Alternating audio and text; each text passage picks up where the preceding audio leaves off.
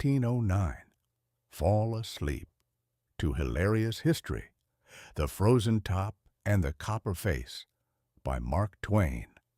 Copyright 2026, James Henderson. Chapter 1, The Snowbound Inauguration.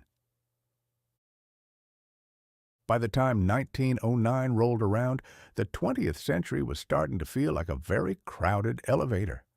We had only been in the new century for 9 years, yet we had already managed to invent the airplane, the vacuum cleaner, and the disposable razor, a trio of inventions that ensured mankind could now fly through the clouds, clean the rug, and bleed to death in the bathroom all before breakfast. It was a time of immense progress, a word we use when we don't quite know where we're going, but are determined to get there at 60 miles per hour. The year began with a changing of the guard that felt less like a political transition and more like a tectonic shift. Theodore Roosevelt, a man who possessed the energy of a burst steam pipe and the subtlety of a mountain lion in a china shop, was finally packing his trunks. TR had spent 7 years turning the White House into a combination of a boxing gym, a nursery, and a taxidermy museum. To make room for his successor, Roosevelt had to move out several tons of elk heads, bear rugs, and assorted specimens that he had personally liberated from the burden of being alive. The man stepping into this whirlwind was William Howard Taft.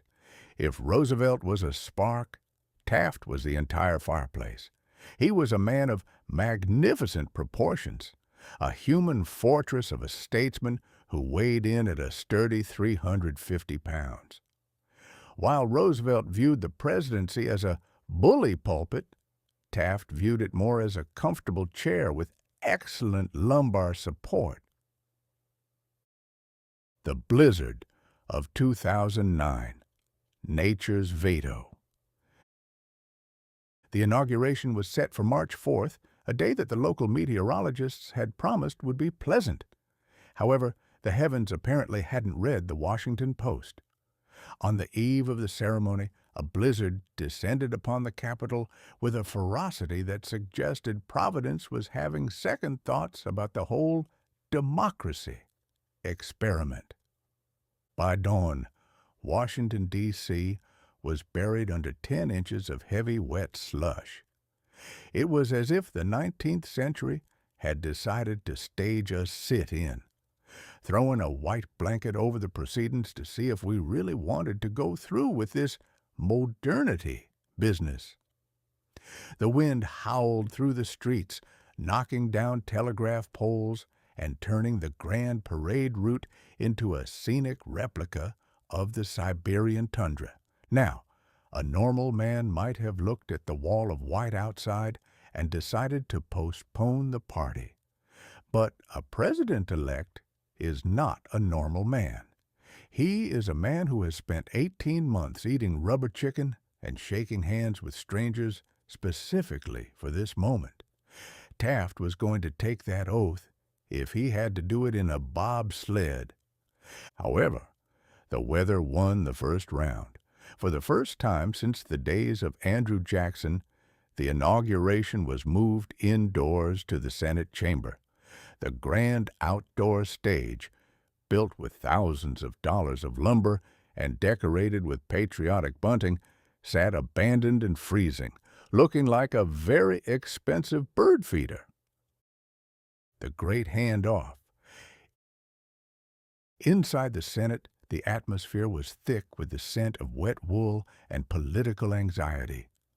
Roosevelt sat on the dais, vibrating with the suppressed urge to go out and wrestle a snowflake. He was 50 years old, the youngest former president in history, and he looked like a man who had just been told he was being retired to a nursing home. Beside him sat Taft, who was, by all accounts, smiling.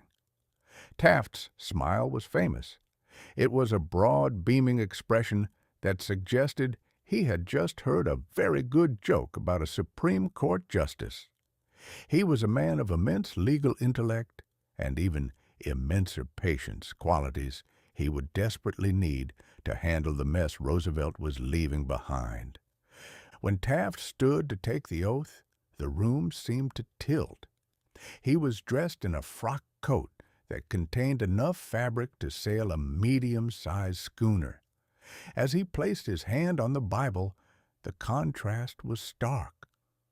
Roosevelt, the Rough Rider, the hunter, the man who thought a quiet evening involved a 15-mile hike through a swamp. Taft, the jurist, the administrator, the man who thought a quiet evening involved a very large stake and a legal brief. As the oath was administered, the wind rattled the stained-glass windows of the Capitol. It was a somber indoor affair, lacking the cheering throngs and the brass bands. It was, in short, the most Taft beginning possible, orderly, legalistic, and slightly hampered by the physical environment. The elephant in the room, and the one in Africa. Once the silver-tongued Taft had finished his inaugural address, a speech that was long on technical details and short on Rooseveltian bully-isms, the two men shared a carriage ride back to the White House. The ride was a comedy of physics. The presidential carriage, designed for men of average girth, was now occupied by the outgoing kinetic energy of TR and the incoming gravitational pull of Taft. They sat shoulder to shoulder, a pair of walruses in top hats, navigating the slushy streets while Roosevelt chatted incessantly about his upcoming trip to Africa. You see, Roosevelt wasn't going away to play golf or write his memoirs like a sensible retired person. He had decided that the only way to decompress from the presidency was to go to the Smithsonian and offer to kill every animal in the Eastern Hemisphere for them. He called it a scientific expedition. The lions of Africa called it a climatological disaster. "I shall be gone for a year," Roosevelt told the press, "and I intend to bring back specimens that will make the museum's head spin." It was a polite way of saying he was going to turn the African continent into a giant taxidermy shop. One can only imagine the sigh of relief from the remaining elk in the American West when they realized Roosevelt was shifting his focus to a different continent. The new management. As Taft finally settled into the Oval Office, he discovered that being president was mostly a matter of dealing with people who were angry that you weren't the other guy. The Rooseveltites wanted more fire. The conservatives wanted more ice. Taft, meanwhile, just wanted to get some work done and perhaps find a chair that didn't creak under the weight of executive responsibility. The most immediate problem was the White House infrastructure.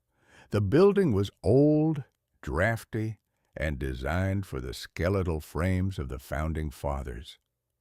It was during these first few weeks that the legend of the Taft bathtub began to circulate. Taft realized quite early on that the standard-issue White House tubs were insufficient for a man of His Majesty. There is a persistent rumor, which I choose to believe because it is hilarious, that he once got stuck in the old tub and had to be liberated by 2 plumbers and a gallon of linseed oil. Regardless of the truth, Taft ordered a custom-made tub of truly heroic proportions. It was 7 feet long, 4 feet wide, and could comfortably accommodate 4 average-sized sailors, or 1 United States president. This bathtub became a symbol of the new administration, large, solid, and capable of holding a great deal of water. It signaled the end of the Roosevelt era of strenuous living and the beginning of the Taft era of sturdy sitting. A final thought on the freeze. As the snow finally began to melt in late March, the citizens of Washington looked out at a city transformed. The trees were broken, the streets were a muddy morass, and the man in the White House was no longer a frantic cowboy, but a methodical judge.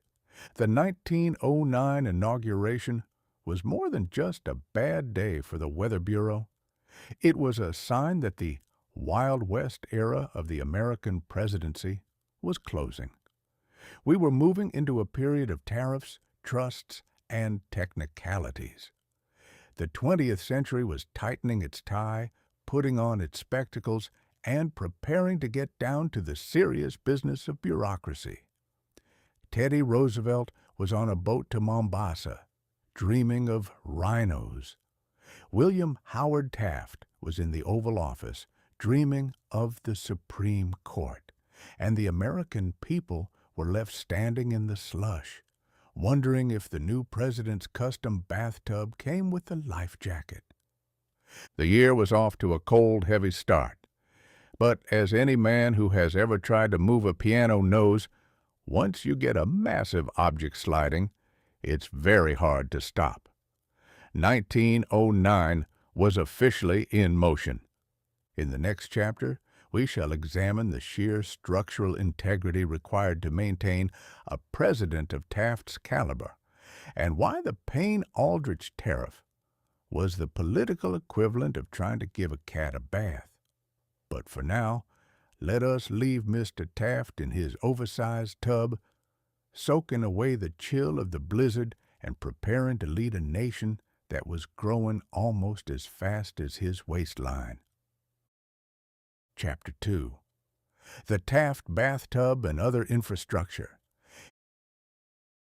In the grand chronicle of human history, greatness is a term usually reserved for conquerors, poets, and people who can explain how a steam engine works without using their hands.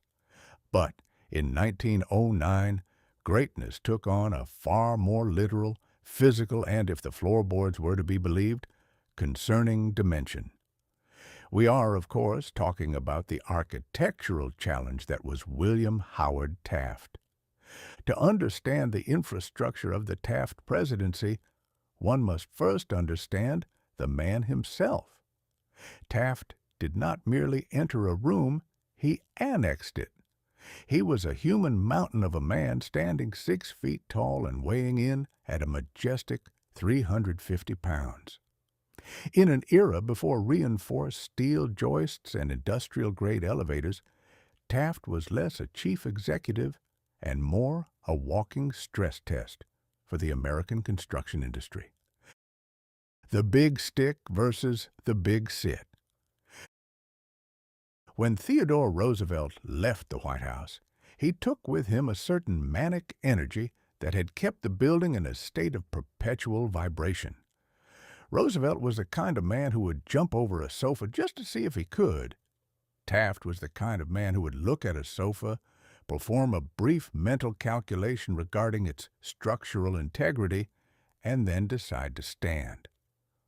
The transition from Roosevelt's strenuous life to Taft's sturdy sitting required a complete overhaul of the executive mansion's internal mechanics. Under Roosevelt, the White House was a gymnasium. Under Taft, it became a civil engineering project. Roosevelt's big stick policy was replaced by Taft's big seat reality. The first thing to go was the furniture. The delicate, spindly-legged chairs of the Louis XIV style, favored by first ladies for their elegance, were a death trap for a man of Taft's displacement. One can only imagine the sound of a priceless 18th-century antique screaming in agony as 350 pounds of Ohio-bred jurisprudence descended upon it. Taft's administration began with a flurry of orders for chairs that featured reinforced legs, wider bases, and, quite possibly, their own zip codes. The porcelain Leviathan, the bathtub legend.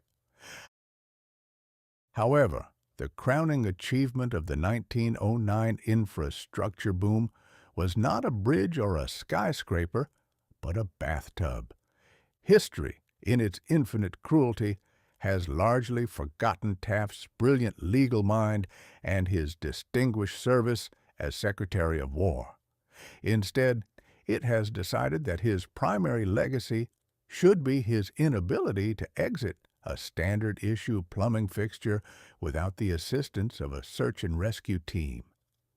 The story goes that shortly after moving into the White House, the president found himself firmly lodged in the existing tub, a classic case of a large object meeting an immovable boundary.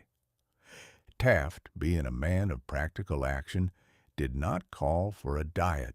He called for a plumber.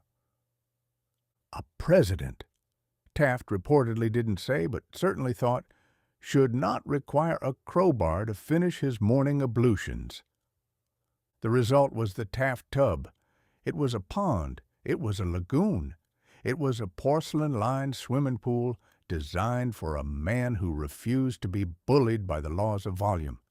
This tub was over 7 feet long and nearly 4 feet wide.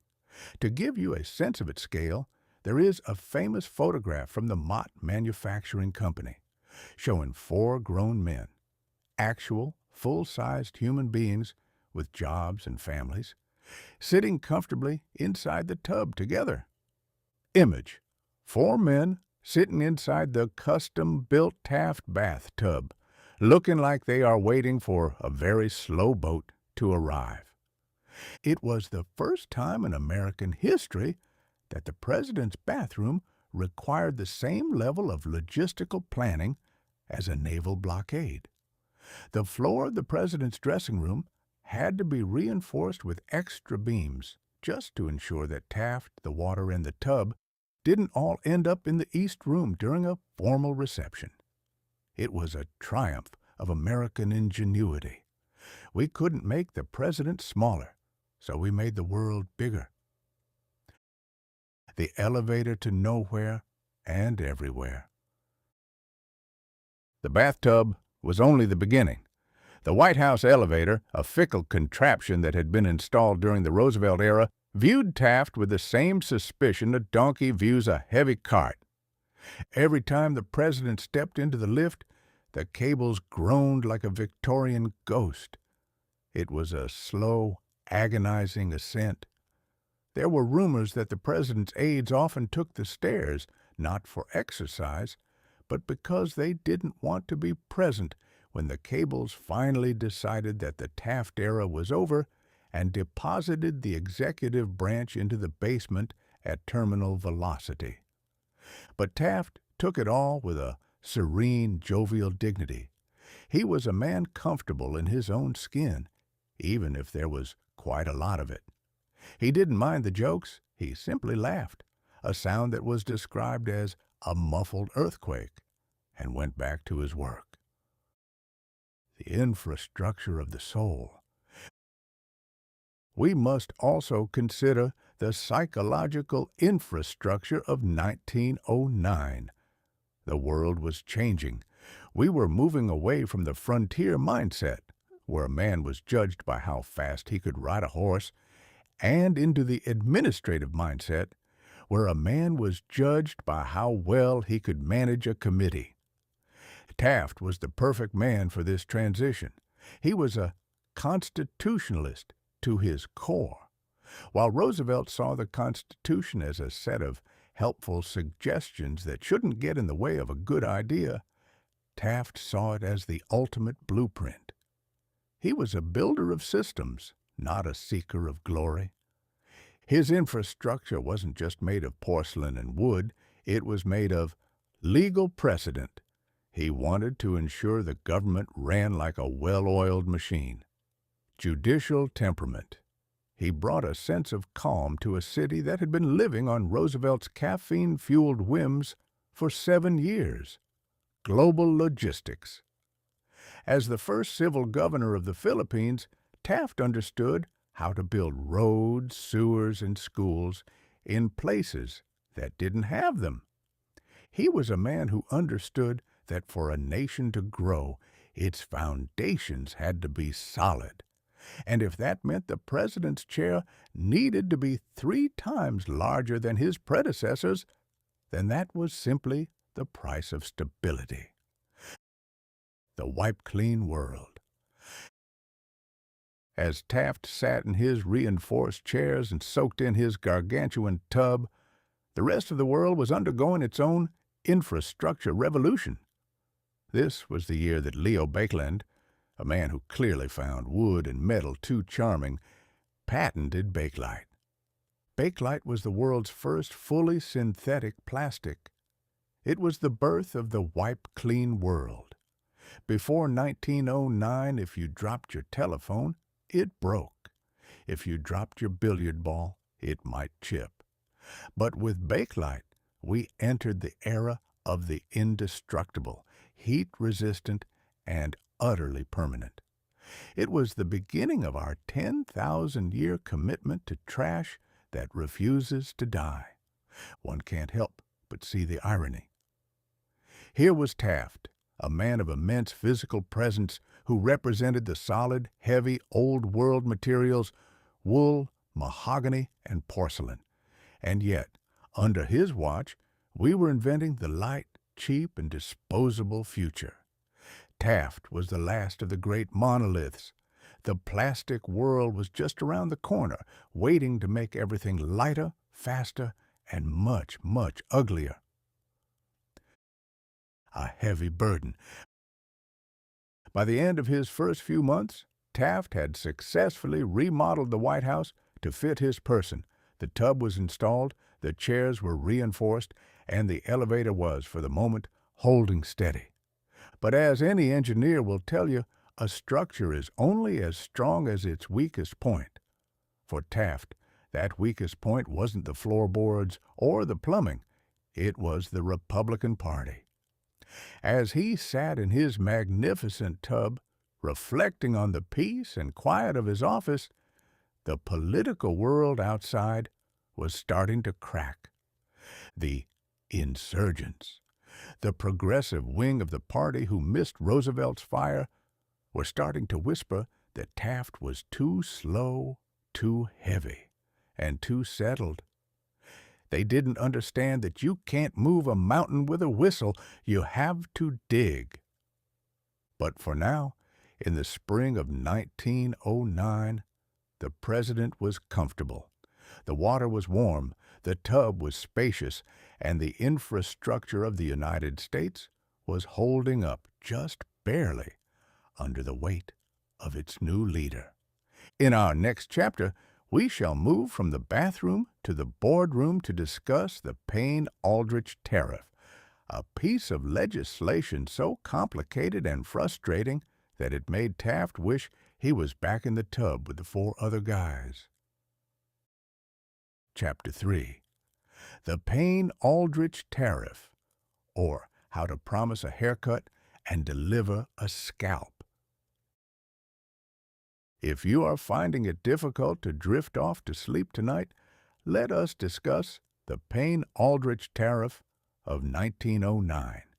It is the political equivalent of warm milk, provided the milk has been curdled by the heat of intense congressional lobbying and served in a glass made of pure, unadulterated boredom. In the grand tapestry of American history, the tariff is the thread that everyone ignores until it starts to itch. And in 1909, the itch became a full-blown rash that would eventually tear the Republican Party limb from limb.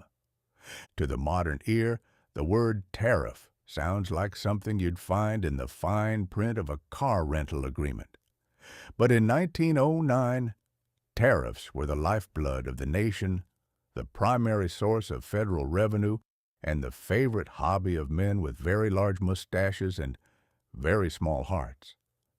A tariff is essentially a tax on things brought in from other countries, designed to make their stuff so expensive that you're forced to buy our stuff, even if our stuff is twice the price and half the quality.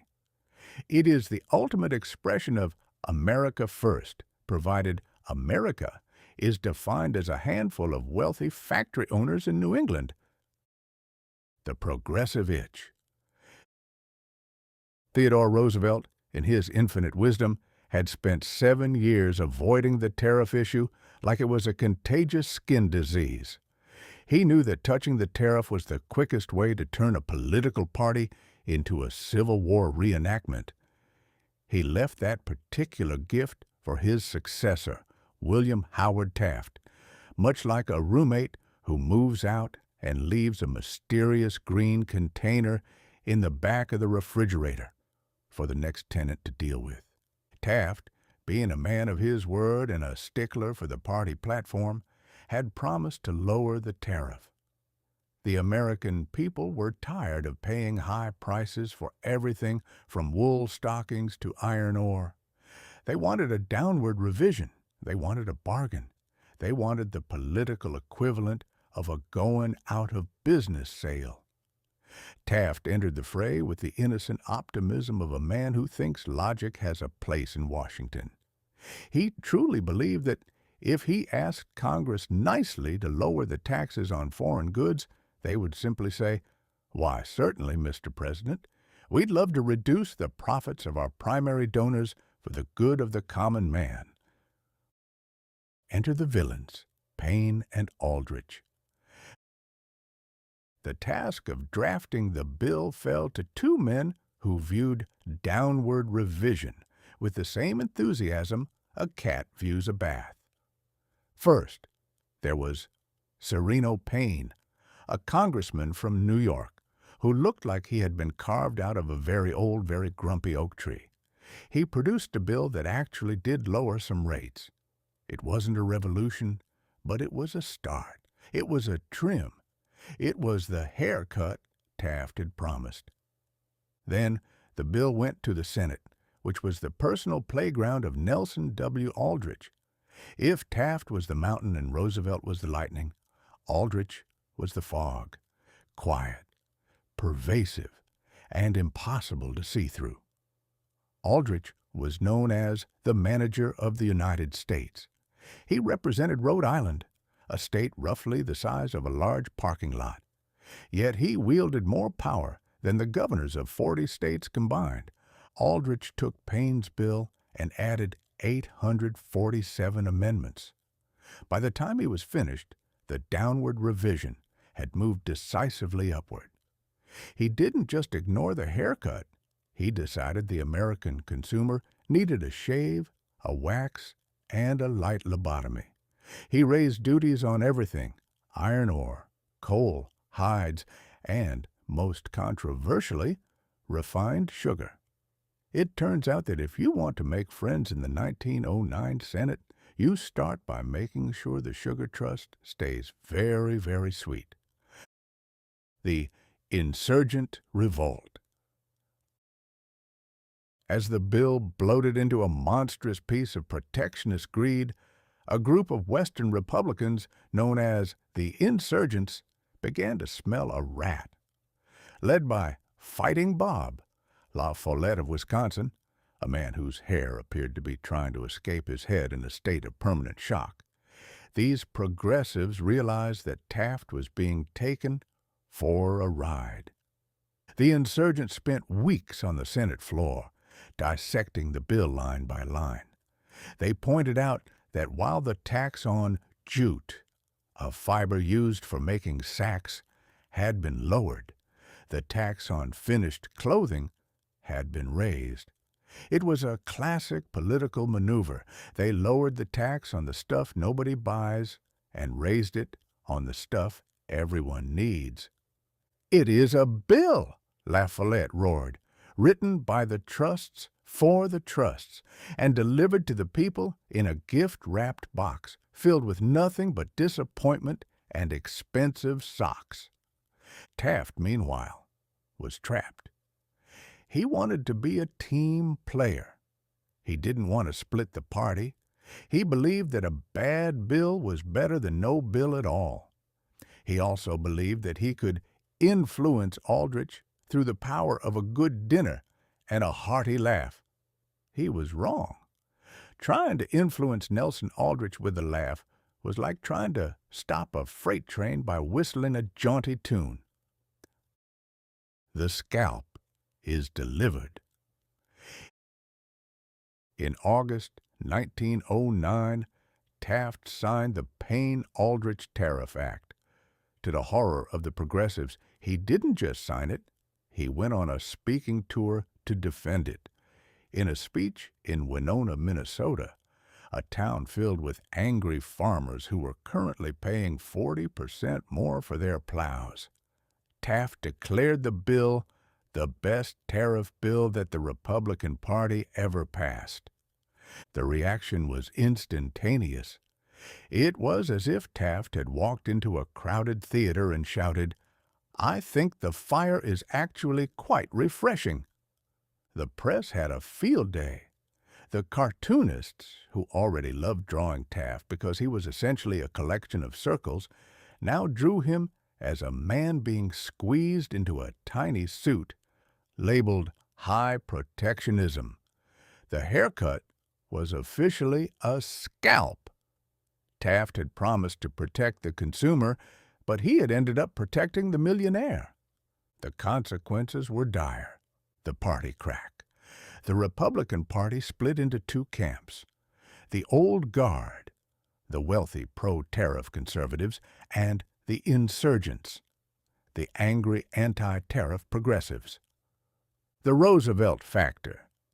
Back in Africa, Teddy Roosevelt began receiving letters from his friends. "Taft has surrendered to the bosses," they wrote. "The mountain has turned into a molehill." You could almost hear the snap of Roosevelt's jaw from across the Atlantic. The 1910 midterms. The Democrats, who hadn't had a good idea in 20 years, suddenly found themselves handed a golden ticket. All they had to do was point at the price of sugar and say, "Taft did that." A lesson in gravity. The Payne-Aldrich tariff was the moment the Taft presidency lost its balance. Up until then, Taft could be seen as a steady, capable hand. After the tariff, he was seen as a man who was either too weak to fight the bosses or too out of touch to care. It is one of the great ironies of history that a man so concerned with infrastructure, with the solid, the physical, and the permanent, would be undone by something as ethereal and complicated as a tax code. Taft could build a bathtub that would hold 4 men, but he couldn't build a consensus that would hold his own party together. As the year 1909 progressed, the Great Divide was no longer just a geographical feature of the American West. It was the state of the American government. The blizzard of the Inauguration had never really ended. It had just moved inside the halls of Congress. But while the politicians were arguing over the price of pig iron, the rest of the world was looking toward the horizon, or more accurately, toward the North Pole. Because while it's hard to get excited about a tariff, everyone loves a good old-fashioned fight over a frozen wasteland that has absolutely no commercial value whatsoever. Chapter 4. The North Pole Scandal, or 2 grown men arguing over a giant slushie. While the politicians in Washington were busy trying to figure out how to tax the American public into a state of graceful poverty, another segment of the population was engaged in an even more baffling pursuit: the quest for the North Pole. In September 1909, the world was treated to the most spectacular he said argument in the history of exploration. It was a scandal that involved 2 men, several dozen sled dogs, a great deal of frozen pemmican, and a specific point on the Earth's crust that, crucially, contains absolutely nothing.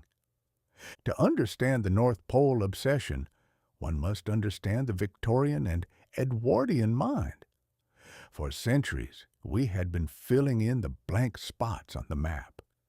We had found the source of the Nile. It was in Africa, where it had been all along.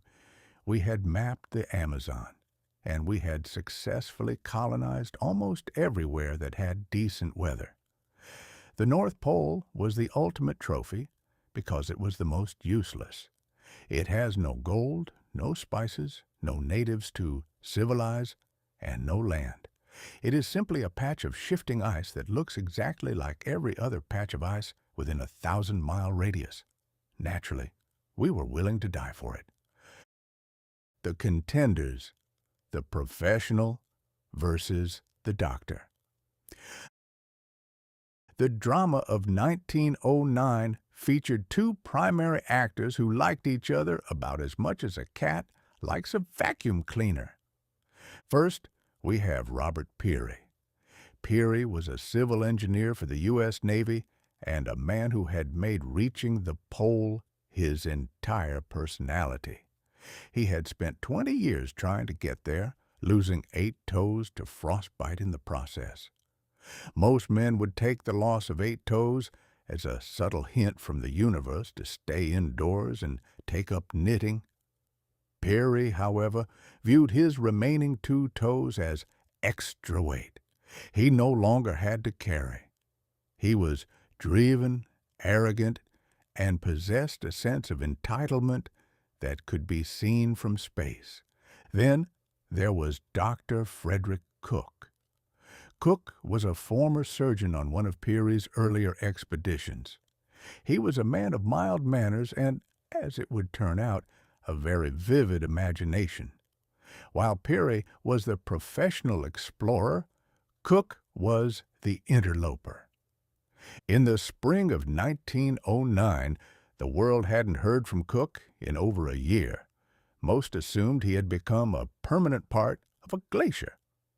Then, on September 1st, 1909, a telegram arrived from the Shetland Islands. It was from Cook. It said, in so many words, I did it. I reached the North Pole on April 21st, 1908. It's very cold. See you soon. The 5-day glory. For 5 glorious days, Frederick Cook was the greatest hero on earth. He was the man who had conquered the top of the world. He was showered with praise, offered book deals, and probably didn't have to pay for a drink in any bar in Copenhagen. Then, on September 6th, another telegram arrived. This one was from Robert Peary, who had just returned to Labrador from his own expedition. His telegram was a bit more pointed. I have the pole.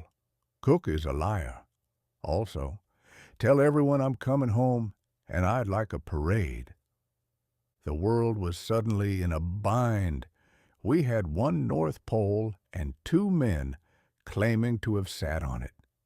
It was the geopolitical equivalent of 2 kids fighting over the front seat of a car, except the car was made of ice and the parents were the entire international scientific community. The evidence. Trust me, bro. The problem with discovering the North Pole in 1909 is that there is no there. You can't plant a flag in the ground because there is no ground. You are standing on a frozen ocean that is constantly moving. If you stand at the North Pole for an hour, you are no longer at the North Pole. You are now at North Pole adjacent and drifting toward Greenland. To prove you were there, you needed meticulous navigational records, sextant readings, solar observations, and the testimony of credible witnesses. The case for Cook. Cook's evidence was, well, creative. He claimed to have reached the pole with 2 Inuit companions, but his navigational instruments had mysteriously been left behind in Greenland.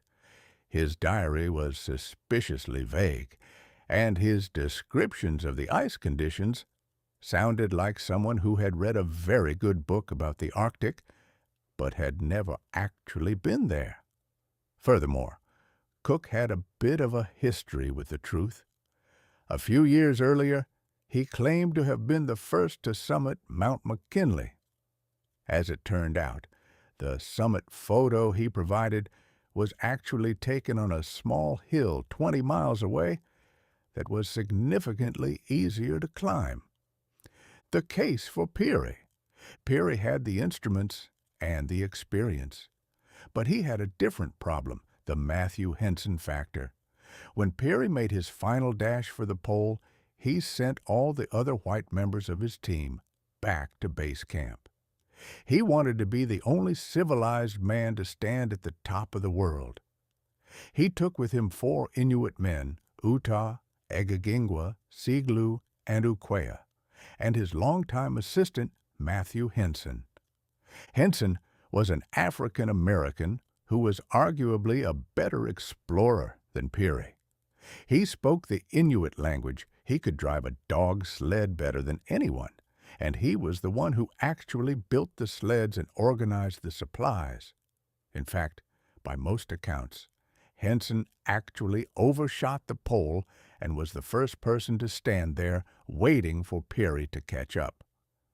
But in 1909, the official version of history didn't want to hear about a black man or 4 Inuit men discovering the pole. They wanted a white Navy officer. Peary's refusal to bring any other credible, read white, witnesses backfired, however, because it meant no one could verify his records. The Great Ice Feud. The battle between Peary and Cook played out in the newspapers for months. It was a circus. Peary used his wealthy backers, the Peary Arctic Club, to launch a smear campaign against Cook. They hired private detectives to find the guys Cook had paid to fake his Mount McKinley photos. Cook, for his part, played the role of the gentleman discoverer who was being bullied by the big Navy machine. The public, who generally love an underdog and find Robert Peary's personality about as warm as a frozen boot, initially sided with Cook. But as the months went on, the math started to fail. Cook's claim that he had traveled at a consistent speed across the shifting ice began to look like a physical impossibility. The University of Copenhagen eventually examined his proof and essentially sent him a note saying, "This is a nice story, Frederick, but it's not science." Peary was eventually recognized by Congress as the discoverer of the pole, but the victory was hollow. The scandal had soured the whole achievement. Instead of a triumph of human spirit, it felt like a sordid argument over a parking space. The utility of nothing. I have often reflected on the utility of the North Pole. We spent millions of dollars, decades of time, and at least 28 toes trying to find it. And what did we find? A place where every direction is south, where the sun only rises once a year, and where you can't even build a permanent gift shop because the floor keeps moving. It is a place where there are no taxes, which is a plus, but there are also no restaurants, which is a significant minus. The North Pole is the ultimate inbox of the planet. Everything blows there, but nothing ever comes out. The Peary-Cook scandal showed us that the discovery wasn't about the place. It was about the name. It was about being the man who got to tell the world that he had conquered the unconquerable. It's a very human trait. We want to own the things that don't want us. We want to put a flag on a place that is trying its hardest to kill us. By the end of 1909, the North Pole was found, but the world felt no different. The tea still tasted the same, the taxes were still too high, and the only people who were truly happy were the sled dogs, who were finally allowed to stop running. The frozen verdict. Ultimately, the 1909 North Pole scandal was the perfect metaphor for the year. It was a great divide, where the truth was obscured by a blizzard of ego and ambition. Whether it was Cook or Peary, or more likely Matthew Henson, the result was the same.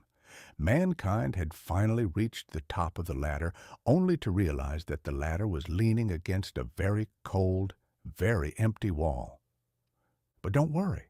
If you found the North Pole disappointing, just wait until we talk about the South Pole. Because if the North Pole was a scandal, the South Pole was a tragedy with better scenery. Chapter 5. The Discovery of Nothing. Having spent the previous chapter witnessing two grown, educated men behave like toddlers, fighting over a particularly cold marble, it is only right that we pause to conduct a formal inventory of the prize itself. We have established that the North Pole was found, or at least someone went to a place that looked sufficiently miserable and claimed they had reached the apex of the planet. But what exactly did we find?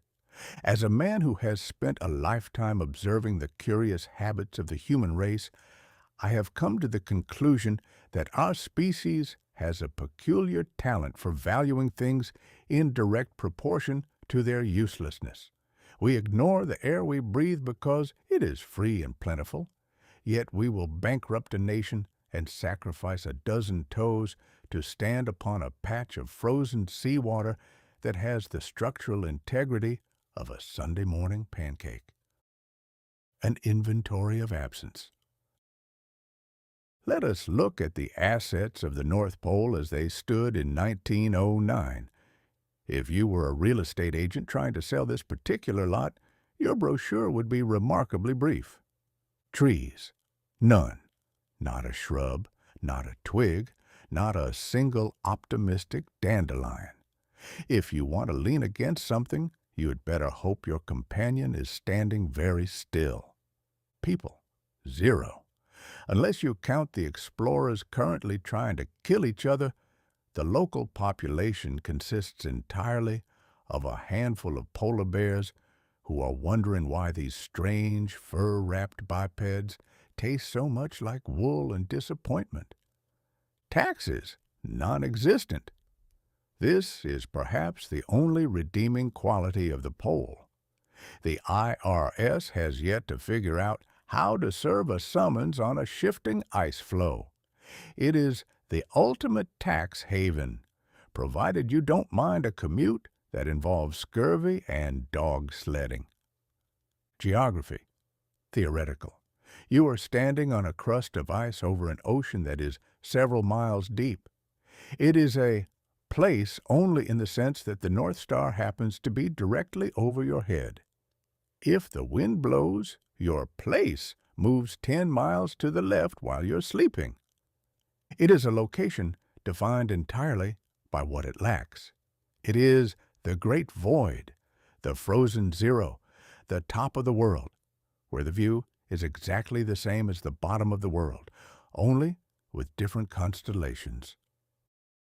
The economics of the infinite zero. Now let us consider the cost.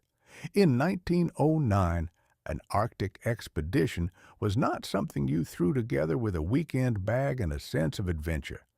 It required the backing of millionaires, the permission of navies, and a budget that could have comfortably paved the streets of New York in silver. Robert Peary's final expedition cost upwards of $300,000. In 1909 dollars, that is enough money to buy a fleet of steamships or a small European principality. We spent this fortune to send a group of men to a place where they could achieve nothing build nothing, and bring back nothing but a few blurry photographs and a lot of very angry diary entries. If you had taken that $300,000 and invested it in, say, the burgeoning Model T or the newfangled Bakelite industry, you would have ended the year as a titan of industry. Instead, we invested it in prestige.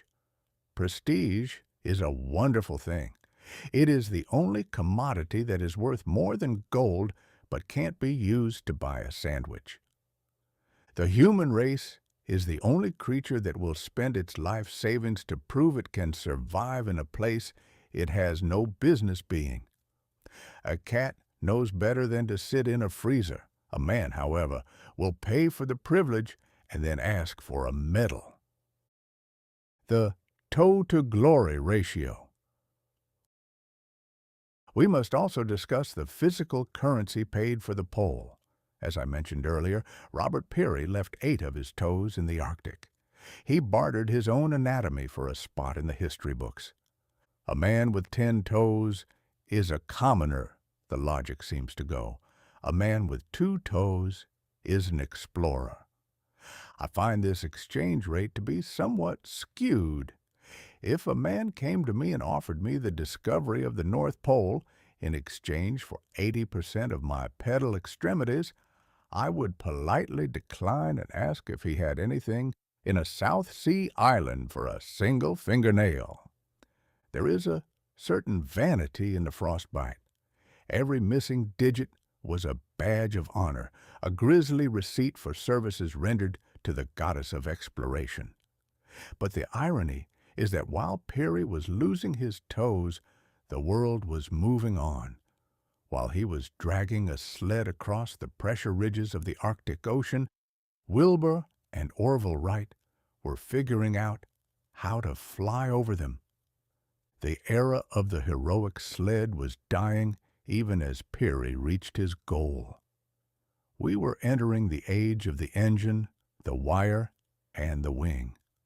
Peary was the last of the great pedestrian heroes, a man who conquered the world by walking on it, even as the world was learning to leave the ground behind. The mapmaker's delirium. Why do we do it? Why do we care about a dot on a map? The map is the great hypnotist of the human race. We see a blank spot on a piece of parchment, and we feel a physical itch. We cannot stand the idea that there is a place where we haven't been, where our flags aren't waving, and where we haven't yet had the opportunity to name a mountain after a wealthy donor who has never left his library in London. In 1909, the North Pole was the last great no.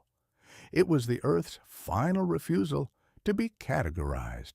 By discovering it, we didn't gain anything useful. We didn't find a shorter route to China. The ice is a bit of a localized traffic problem. And we didn't find a new source of fuel. We simply turned a no into a yes. We conquered the North Pole for the same reason a man climbs a mountain, because it is there and it is bothersome. We have a fundamental inability to let the planet have any secrets. We are like the person who can't sleep if they know there's a hidden gift in the house. We must find it, unwrap it, and then realize it's a pair of socks we didn't want in the first place. The ultimate silence. There is, however, a certain dignity in the North Pole's refusal to be interesting.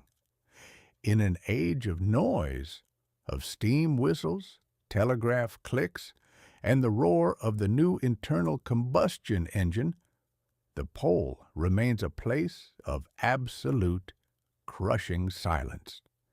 It is a place where time doesn't work quite right. When you stand at the pole, every direction is south. You can walk around the world in 10 seconds just by spinning in a circle. You are at the pivot point of the planet, the place where the spinning top rests on the table of the stars. Perhaps that was the real prize. Not the glory, not the firstness, and certainly not the frozen pemmican. Perhaps the real prize was the silence. In 1909, the world was getting very loud, very fast. The crowded elevator I mentioned earlier was beginning to smell like exhaust fumes and ego. At the North Pole, there is no ego. The ice doesn't care if your name is Peary or Cook. The wind doesn't care if you have 10 toes or 2. It is a place of brutal, honest indifference. And in a world where everyone is trying to be someone, there is something almost refreshing about a place that insists you are no one. Looking south. As we close the book on the North Pole, we must realize that the discovery of nothing was merely the opening act. Because while the North Pole is a shifting liquid ghost, the South Pole is a solid, mountain-rimmed fortress of ice. If the North Pole was a scandal, the South Pole was a race. And in 1909, a man named Ernest Shackleton was currently finding out that while nothing is hard to find, almost nothing is even harder to survive. He was 97 miles away from the prize when he made a decision that would define the difference between a dead hero and a living legend. He realized that a close enough expedition was better than a never-coming-back expedition, but we shall save the British and their peculiar relationship with failure for the next chapter. For now, let us leave the North Pole to its silence, its polar bears, and its lack of taxes. The world has been found, and surprisingly, it looks exactly like it did before we arrived. Chapter 6. Shackleton's Close Enough Expedition. The Art of the Strategic U-Turn. If the North Pole was a sordid American drama played out in the tabloids, the South Pole was a grand British opera played out on a stage of white granite and despair. In early 1909, while Peary and Cook were busy accusing each other of being fictional characters, a man named Ernest Shackleton was proving that in the British Empire, you didn't actually have to finish a race to become a legend. You just had to fail with enough dignity to make everyone else feel slightly ashamed of being warm. To understand the South Pole, one must first realize that it is the North Pole's more successful, more stable, and significantly more homicidal brother. While the North is a floating slush pile, the South is a continent, a massive mountainous fortress of ice that has been sitting there for millions of years, waiting for someone from Ireland to come along and try to walk across it. The Nimrod expedition, ponies, and pessimism. Shackleton set out on the Nimrod in 1907 with a plan that looked wonderful on paper and utterly insane on ice. He decided to forego the traditional dog-sledding methods favored by the uncivilized, and instead brought along Manchurian ponies and a motor car. Yes, a motor car. In 1908, the internal combustion engine was still a temperamental beast that required constant coaxing and a doctorate in swearing. Shackleton's idea of driving a 15-horsepower Errol Johnston across a glacier was the ultimate expression of Edwardian optimism. It worked for approximately 11 feet before the wheels decided that snow is not, in fact, pavement, and the engine realized that oil turns into molasses at 40 below zero. Then there were the ponies. Ponies are lovely creatures for a Sunday trot in the Cotswolds, but they have a distinct disadvantage in Antarctica. They have hooves. A hoof is essentially a biological drill. Every time a pony takes a step on a glacier, it effectively tries to tunnel to the center of the earth. By the time they reached the mountains, the ponies had largely been converted into the only thing more useful than transport: dinner. The Beardmore Glacier, the highway to heaven, or the other place. By late 1908, Shackleton and 3 companions, Adams, Marshall, and Wild, were on their own, trudging toward the pole. They had discovered the Beardmore Glacier, a massive river of ice that acts as a staircase to the high Antarctic plateau.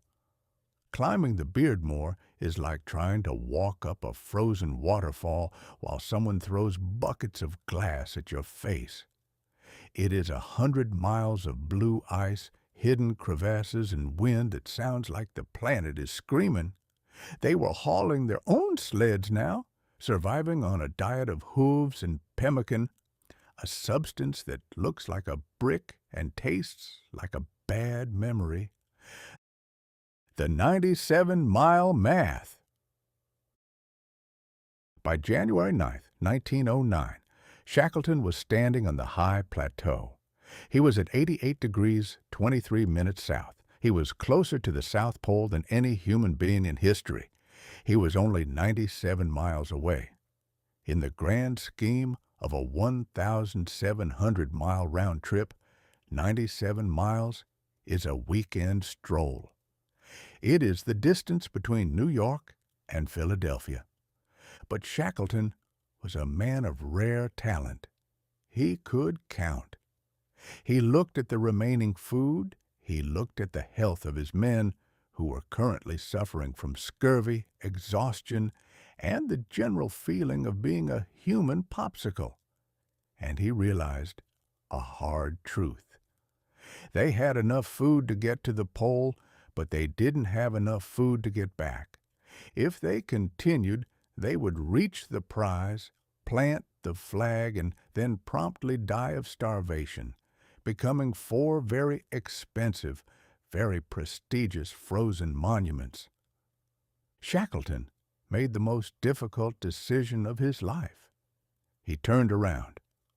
"We have shot our bolt," he wrote in his diary. "We have done our best."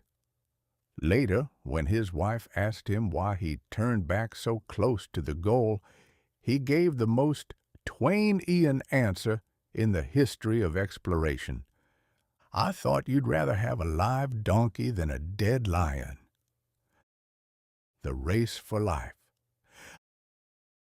The return journey was a nightmare of epic proportions. They were literally racing against their own hunger. Every day they didn't reach a supply depot was a day they got closer to the dead lion category. At one point, they were so hungry they spent hours discussing what they would eat when they got home, a mental exercise that is essentially the brain's way of filing a formal complaint against the stomach. They reached the coast just as the Nimrod was preparing to sail away. If they had been an hour later, they would have been left behind. They were skeletal, frost-bitten, and smelled like a combination of old fish and desperation. But they were alive. The triumph of failure. When Shackleton returned to England in 1909, he was treated as a conquering hero. This is a uniquely British phenomenon. In America, if you finish second, you're just the first loser. In the UK, if you finish second, but you did it while being very polite to a dying pony and making a courageous U-turn, they give you a knighthood. Sir Ernest Shackleton became the man of the hour.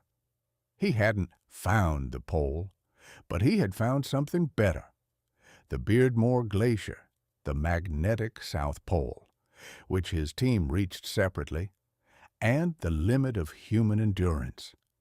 His failure was so spectacular and so well documented that it overshadowed the fact that he hadn't actually reached the target. He had mapped the route, tested the conditions and proven that the South Pole was a land of high altitudes and thin air, not just a cold version of a Kansas wheat field. The close enough legacy. As I look at the map of 1909, I see a world obsessed with the finish line. Peary and Cook were tearing each other's eyes out over a few yards of ice in the north, but Shackleton showed us the dignity of the 97th mile. There is a lesson there for all of us, usually delivered around the time we realize we can't pay our taxes or finish our novels. Sometimes the most heroic thing you can do is realize that the goal isn't worth the funeral. A live donkey can still enjoy a sunset, a warm stable, and a carrot. A dead lion is just a rug that people eventually stop stepping on because it gets dusty. The 1909 South Pole expedition was the final almost of the Edwardian era. The world was about to get much more efficient. Engines would get better, planes would get higher, and eventually a Norwegian named Amundsen would show up with a bunch of dogs and a plan that actually worked. But Shackleton remains the patron saint of the glorious mess. He proved that in the 20th century we weren't just discovering new lands, we were discovering the boundaries of our own stubbornness. And while we spent millions to find the top and the bottom of the world, we found that the most interesting thing in either place was the man who had the gumption to say, "That's quite enough of that. Let's go home for tea." The pivot to the skies. But while Shackleton was walking back from the end of the earth, a Frenchman named Louis Blériot was preparing to prove that walking was for people who didn't have a wooden kite and a death wish.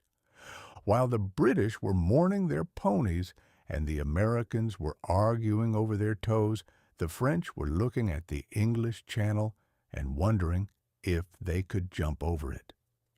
The splendid isolation of the British Empire was about to be interrupted by a 25-horsepower buzz that would change the map more than any flag planted in the snow. Chapter 7. Louis Blériot's Channel Crossing, or the Day the Moat Dried Up. For nearly 1,000 years, the English people had enjoyed a very specific and very damp insurance policy known as the English Channel. It was 21 miles of choppy, gray, uninviting salt water that served as a magnificent keep-out sign for anyone with a French accent or a Napoleon complex. Britain's splendid isolation wasn't just a political philosophy. It was a geographic luxury.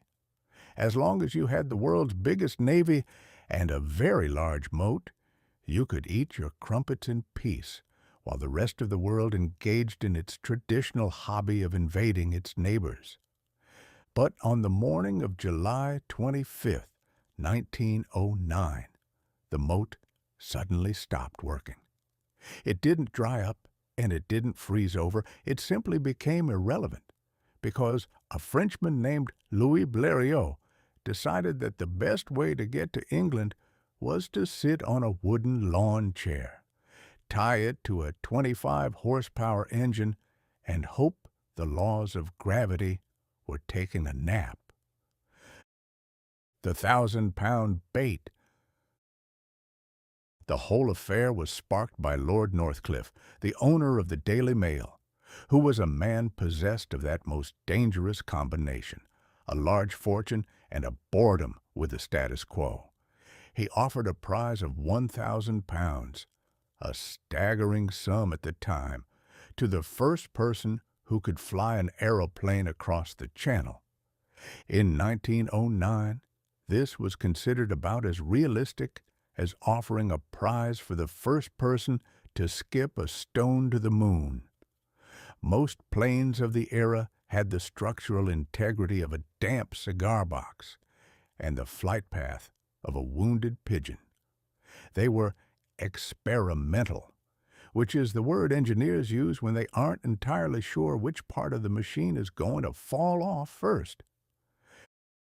The contenders, the glamour versus the grease. The race boiled down to two men who couldn't have been more different if they had been written by a novelist with a penchant for heavy-handed irony. First, there was Hubert Latham. Latham was the quintessential Edwardian daredevil. He was wealthy, handsome, effortlessly cool, and had a habit of smoking cigarettes while flying his Antoinette monoplane. He looked like he had been designed specifically to be on a postage stamp. He made the first attempt a week earlier, but his engine gave up the ghost halfway across. He became the first man to perform a forced landing in the sea, where he was found by a French destroyer, sitting on the wing of his floating plane, calmly smoking a cigarette and waiting for a lift. Then there was Louis Blériot. Blériot was not a glamorous daredevil. He was an industrialist who made his fortune selling acetylene headlamps for cars. He was a man of grease, gears, and a remarkably high tolerance for pain. In the aviation world, he was known as the King of Crashes. He had spent the last several years building various contraptions and promptly turning them into expensive kindling. By the time he arrived at the coast of France in July 1909, he had a severely burned foot from an engine mishap and had to walk to his plane on crutches. If you were a betting man, you would have put your money on the handsome smoker. But the universe has a funny way of rewarding the man who refuses to stop crashing. The Blériot 11, a wooden kite with a heart of iron. The machine Blériot rolled out onto the wet grass at Les Baraques was the Blériot 11.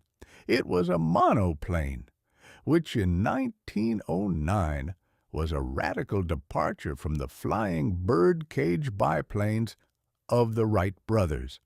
It was built of ash and poplar wood, held together by piano wire, and covered in parchment paper treated with a mixture of castor oil and hope. Its engine was a 3-cylinder Anzani that produced a whopping 25 horsepower.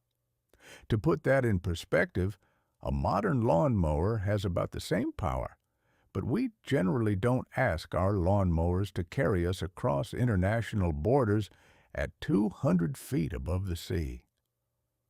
The Anzani engine was notorious for overheating. It was designed to run for about 20 minutes before it decided to melt into a puddle of hot metal. The channel crossing would take at least 30. Blériot's plan for those extra 10 minutes was, presumably, to pray for a very cold breeze. 37 minutes of terror. At 4:41 a.m., as the sun began to peek over the horizon, Blériot tossed aside his crutches, climbed into the cockpit, and took off. He didn't have a compass. He didn't have a radio. He didn't even have a life jacket. He was wearing a tweed jacket, a leather cap, and a look of grim determination. For the first 10 minutes, he followed a French destroyer that was supposed to guide him. But the Blériot 11, despite being made of sticks, was faster than the ship. He soon outpaced his escort and found himself alone in a world of gray. "I am alone," he later wrote. "I see nothing, neither the French coast nor the English. I am a speck in the middle of the void." This is the point where a sensible man would have turned around. But Blériot was currently undergoing a miracle. About halfway across, the engine began to sputter and overheat, just as predicted. But then, in a stroke of luck that suggests the Norse gods were bored and wanted to see a Frenchman succeed, A sudden rain shower began. The cool rain licked the engine, keeping the temperature just low enough for the cylinders to keep firing. It was the first recorded instance of water cooling in aviation, provided by Mother Nature herself. The landing, or the art of falling up. Finally, the white cliffs of Dover appeared through the mist. Blériot spotted a French journalist waving a large tricolor flag in a meadow near Dover Castle. Now, the problem with early flight is that while taking off is a matter of physics, landing is often a matter of luck. Blériot flew over the cliffs, encountered a sudden gust of wind that tossed his fragile plane like a leaf, and decided that the best way to stop was to simply turn off the engine and let gravity handle the rest. He pancaked into North Fall Meadow, snapping the landing gear in the propeller. He was unhurt, mostly because the plane was so light that hitting the ground was more like a very aggressive hug than a crash. A British policeman trudged up to the wreckage, looked at the man in the leather cap, and asked for his papers. It was the most British response possible to a world-altering event. The death of the moat. The news of Blériot's landing hit London like a physical blow. The Daily Mail headline read, "The strategic frontiers of Great Britain have disappeared." For centuries, Britain had been a fortress. As long as she ruled the waves, she was safe. But Blériot had proven that the waves didn't matter anymore.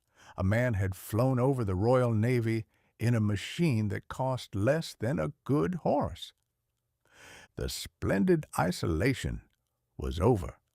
If a Frenchman could fly a wooden kite to Dover in 1909, what could a German do with a fleet of metal engines in 1919?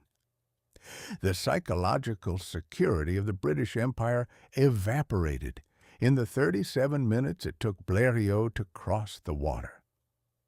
H.G. Wells, the father of science fiction, wrote that the event marked the end of the age of the island. He was right. The world was shrinking.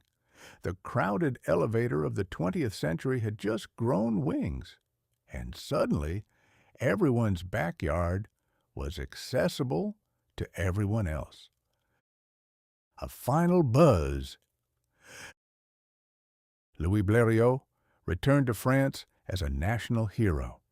He had won the money, he had won the fame, and he had successfully avoided being a dead lion like Shackleton nearly became. He went on to build thousands of planes, but he never forgot that morning in the mist. As for the British, they did what they always do when faced with a terrifying new reality. They started a flying corps and tried to figure out how to put a machine gun on a kite. The year 1909 had officially taken to the skies. We were no longer bound by the earth or the sea. We were now a species that could look down on the clouds, and more importantly, look down on our neighbors from a safe, motorized distance. But while Blériot was rewriting the map with wood and wire, a Belgian chemist was busy rewriting the very material of the world with something a bit more permanent. While the sky was opening up, the world of stuff was about to get a lot more plastic. Chapter 8. The Plastic Explosion. Bakelite Goes Retail. In the year 1909, while the rest of the world was busy looking up at airplanes or down at the North Pole, a Belgian-born chemist named Leo Baekeland was busy looking into a pressurized pot of chemical goo. He was about to do something far more permanent than discovering a continent or flying across a channel.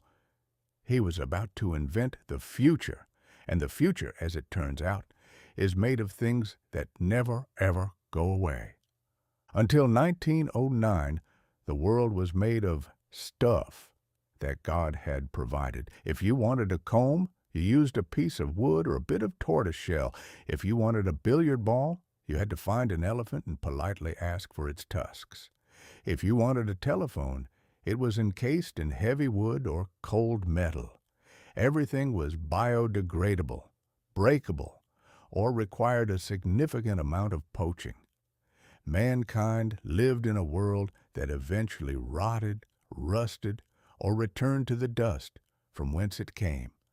But Leo Baekeland wasn't interested in the dust.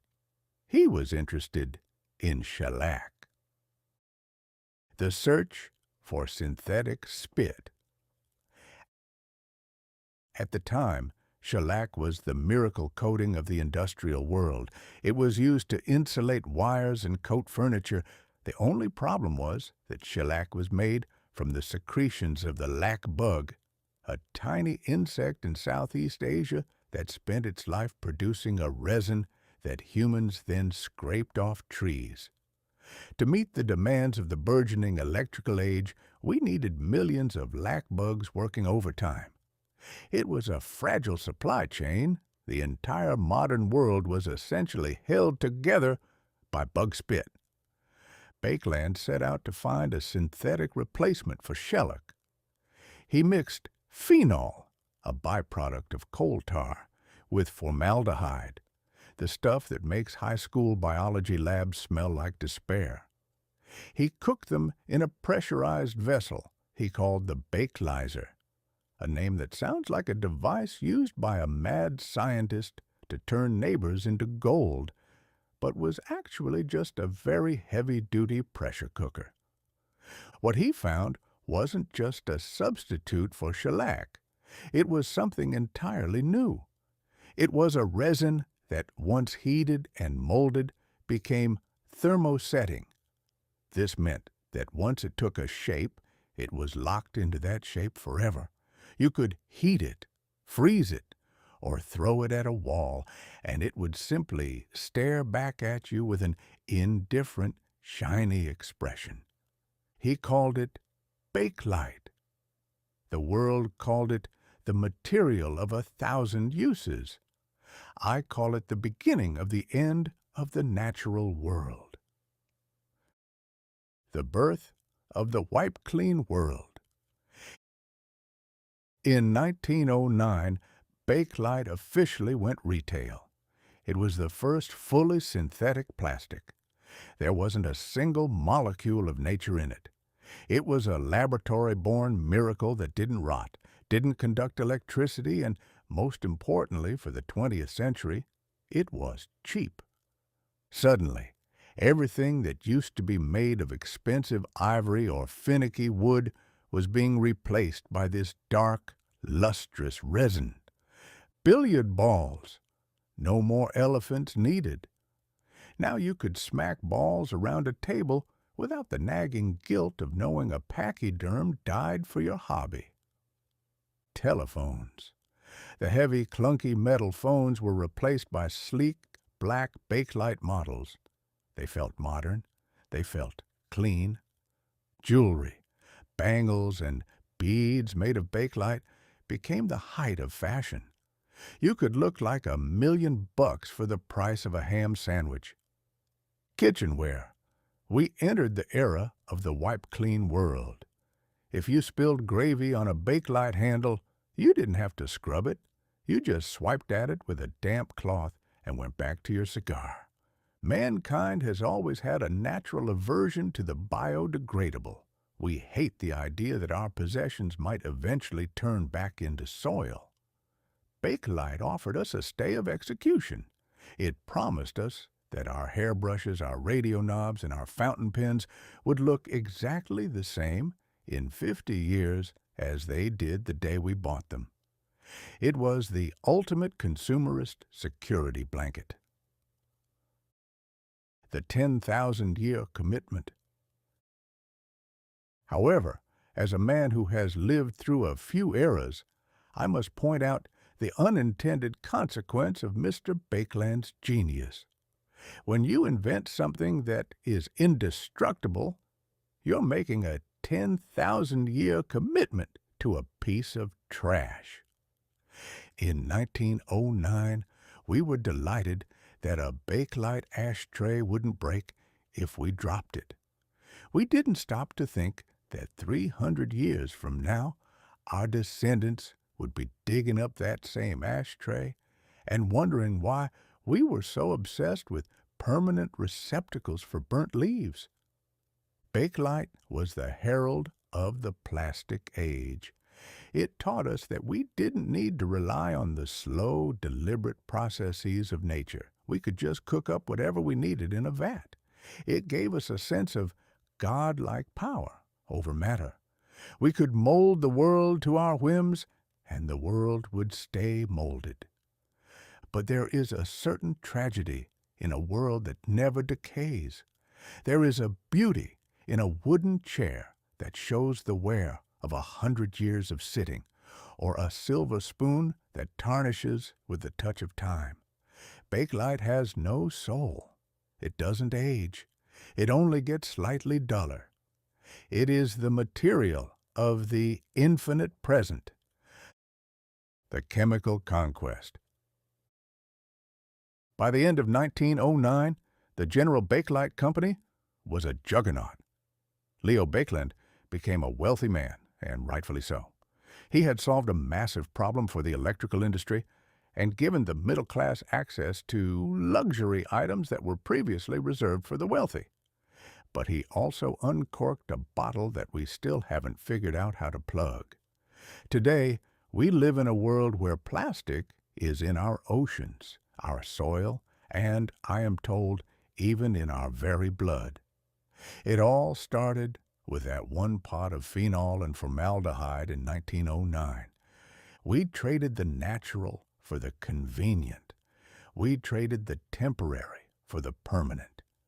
And in doing so, we ensured that future archaeologists will have a very easy time studying the early 20th century because all our stuff will still be sitting there, perfectly preserved, waiting to be wiped clean one last time. Preparing the next generation. While Leo Baekeland was filling the world with indestructible resin, other people were beginning to worry that the world was becoming a bit too artificial. There was a fear that with all this progress, the airplanes, the cars, the Bakelite telephones, mankind was losing its connection to the rugged, natural world. In England and America, people were looking at their children and wondering if they still knew how to tie a knot or start a fire without using a patent-pending chemical accelerant. This brings us to Robert Baden-Powell and his sister Agnes.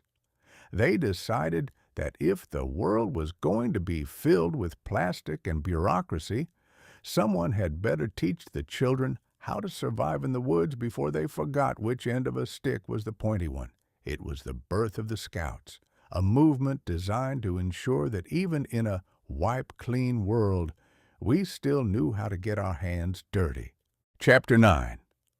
The Girl Guides and the Scout Spirit, or Why the Woods Are No Longer a Men's Club. By the autumn of 1909, it was becoming increasingly clear that the 20th century was suffering from a severe case of the softs. As we have discussed, we were wrapping our world in bakelite, flying over our obstacles in wooden kites, and generally trying to ensure that no human being ever had to break a sweat or experience the indignity of a localized draft again. We were becoming a civilization of button presses and lever pullers, a pampered race that viewed a flight of stairs as a mountainous expedition. It was this creeping domesticity that kept Robert Baden-Powell awake at night. Baden-Powell, a man who possessed a mustache of such military precision it likely required its own sergeant major, was a hero of the Boer War and a man who believed that the character of the British Empire was built on a foundation of damp socks and complicated knots. He looked at the youth of 1909, slumped over their penny dreadfuls, smelling of city smog and lack of ambition, and decided that if the empire was to survive, the children must be forcibly returned to the bushes. He wrote a book called Scouting for Boys, which essentially told 12-year-olds that they should spend their weekends tracking deer and learning how to treat a snake bite instead of doing whatever it is 12-year-olds do when left to their own devices, which is usually nothing good. It was a massive hit. Suddenly, every park in London was filled with boys in short trousers trying to start fires with 2 sticks and a great deal of optimistic friction. The great surprise at Crystal Palace. But then came September 4th, 1909. This was the day of the first great National Scout rally at the Crystal Palace. Over 11,000 boys showed up, all of them eager to show off their ability to stand perfectly still or tie a sheepshank. It was supposed to be a grand display of emerging masculinity, a sea of khaki and be prepared badges. However, as Baden-Powell was inspecting the ranks, he came across a group of scouts who didn't quite fit the blueprint. They were wearing long skirts, knotted neckerchiefs, and looks of terrifying competence. They weren't boys. They were girls. They called themselves Girl Scouts.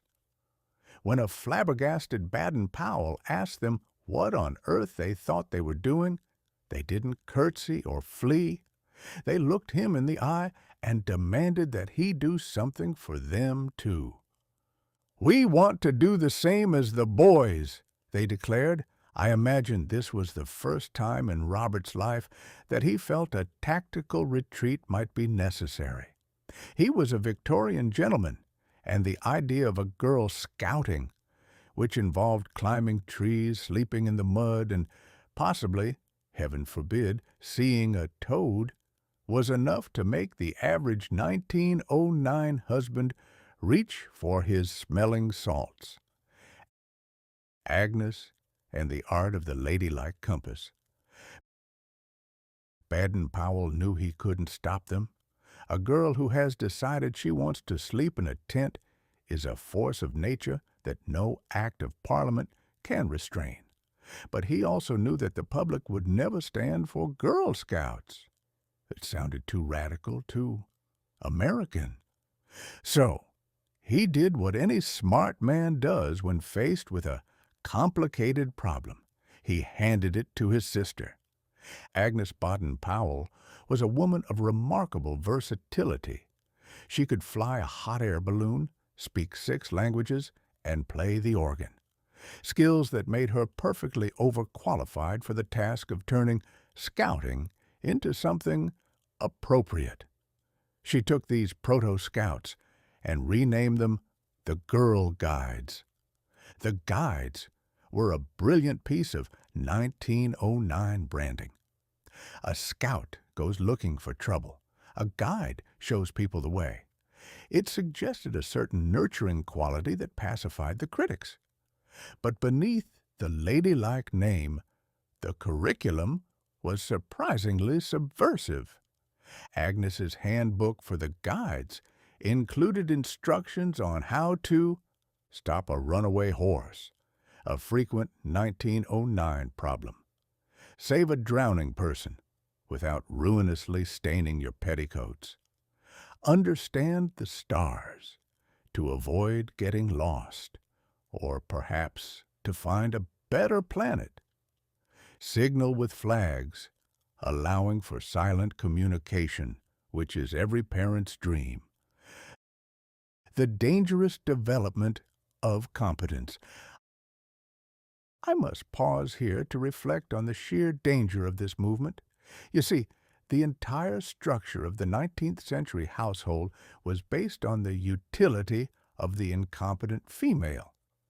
A man felt useful because he was the only one in the house who could read a map, fix a leaky faucet, or start a fire without burning the curtains down. By teaching girls how to survive in the woods, the Baden-Powells were inadvertently dismantling the patriarchy one knot at a time. Once a woman realizes she can build her own shelter and navigate by the North Star, she starts to realize that a husband is not a necessity for survival, but rather a large, loud, breathing piece of furniture that requires a lot of feeding. If a girl can track a badger through a thicket, she can certainly track a politician through a lie. The Scout spirit was the silent engine of suffrage. It taught a generation of young women that they had agency, a dangerous word in 1909. It taught them that they didn't need to wait for a man to save them. They could just consult their manual, tie a bowline, and save themselves. The moral infrastructure. Scouting in 1909 was more than just outdoor recreation. It was a response to the wipe-clean world of Bakelite. It was an attempt to build character infrastructure. Baden-Powell believed that the city was a place of vampire-like influences that sucked the soul out of youth. He wanted to replace the cigarette with the walking stick and the street corner with the campfire.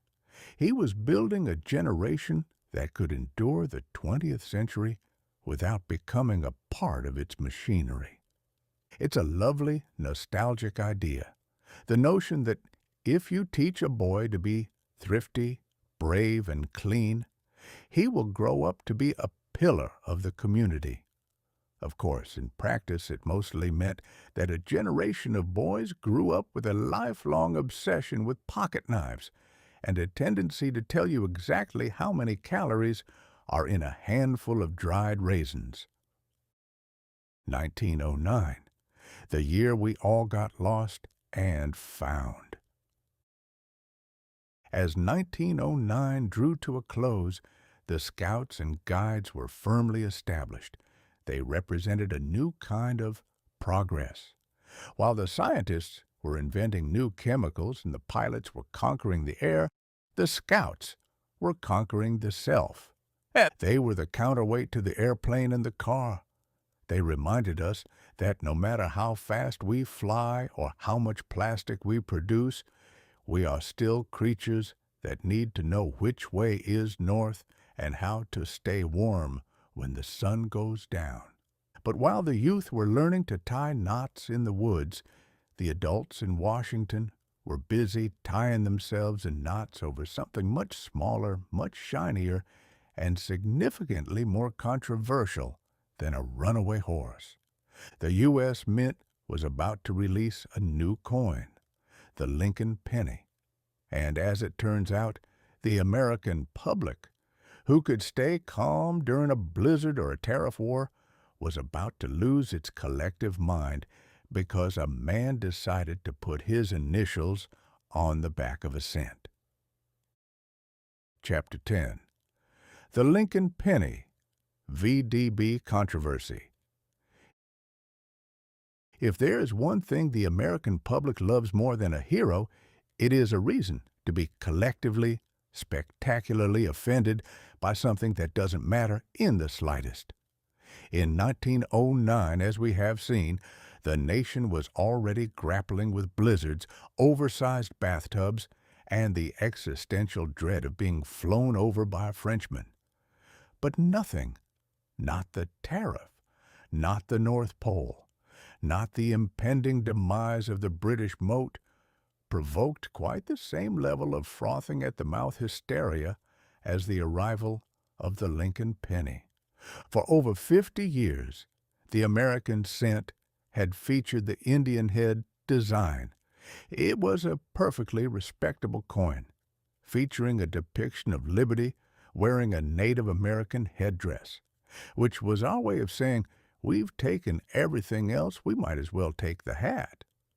But Theodore Roosevelt in his final months of improving everything he touched, decided that our currency looked like it had been designed by a committee of weary accountants. He wanted something classic, something Roman, something that didn't look like a flattened lead slug.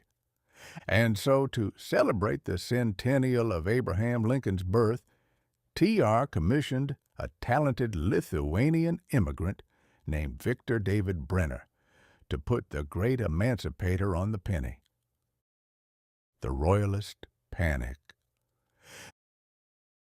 The announcement alone caused a minor cardiac event among the more traditionalist members of the American public. You see, since the founding of the Republic, we had a very strict rule about our money: no faces. Putting a real person's portrait on a coin was seen as a monarchical affectation. George Washington himself had famously refused the honor, fearing that if we started putting presidents on the currency, it would only be a matter of time before we were all wearing powdered wigs and bowing to a king again. For over a century, we stuck to allegorical figures like Liberty, a woman who looked dignified, stayed quiet, and never ran for re-election. But Roosevelt didn't care about tradition. He cared about aesthetics. He wanted a coin that was a work of art. Brenner delivered a beautiful, somber profile of Lincoln, a man who looked as though he were personally carrying the weight of the entire Union on his copper shoulders. It was the first time a president had ever appeared on a regular issue U.S. coin. The VDB incident, the alphabetical scandal. The coins were released on August 2, 1909. Within hours, the lines at the Treasury buildings in New York and Washington were 3 blocks long. People were so eager to get their hands on Old Abe that police had to be called in to prevent a riot. It was a triumph, a success, a copper-plated miracle. And then someone turned the coin over. There, at the very bottom of the reverse side, nestled between the 2 stalks of wheat, were 3 tiny letters: VDB. Now, to a sane person, these might appear to be the humble initials of the artist, Victor David Brenner. In the world of art, it is customary for the creator to sign their work. But in the world of 1909 American politics, those 3 letters were viewed as an act of treasonous vanity. The public outcry was instantaneous. People began screaming about illegal advertising. They claimed that Brenner was using the United States Mint to promote his own brand, as if he were trying to sell Brenner's patent copper discs instead of national currency. "It is a piece of monstrous egotism," shrieked the editorial pages. "A man should not be allowed to deface the national emblem with his own alphabet." The irony, of course, was that the designer of the previous Indian head penny, James B. Longacre, had also put his initial on the coin, but he had tucked a tiny L into the ribbon of Liberty's headdress, where it was so small you practically needed a microscope and a confession to find it. Brenner, being a proud artist, had put his initials where people could actually see them without squinting. This was his fatal mistake. He had forgotten that Americans like their humility to be loud and their vanity to be invisible. The great copper recall. The hysteria reached such a pitch that the Secretary of the Treasury, Franklin McVeigh, panicked. He ordered the production of the pennies to stop immediately. He didn't just ask for the initials to be smaller.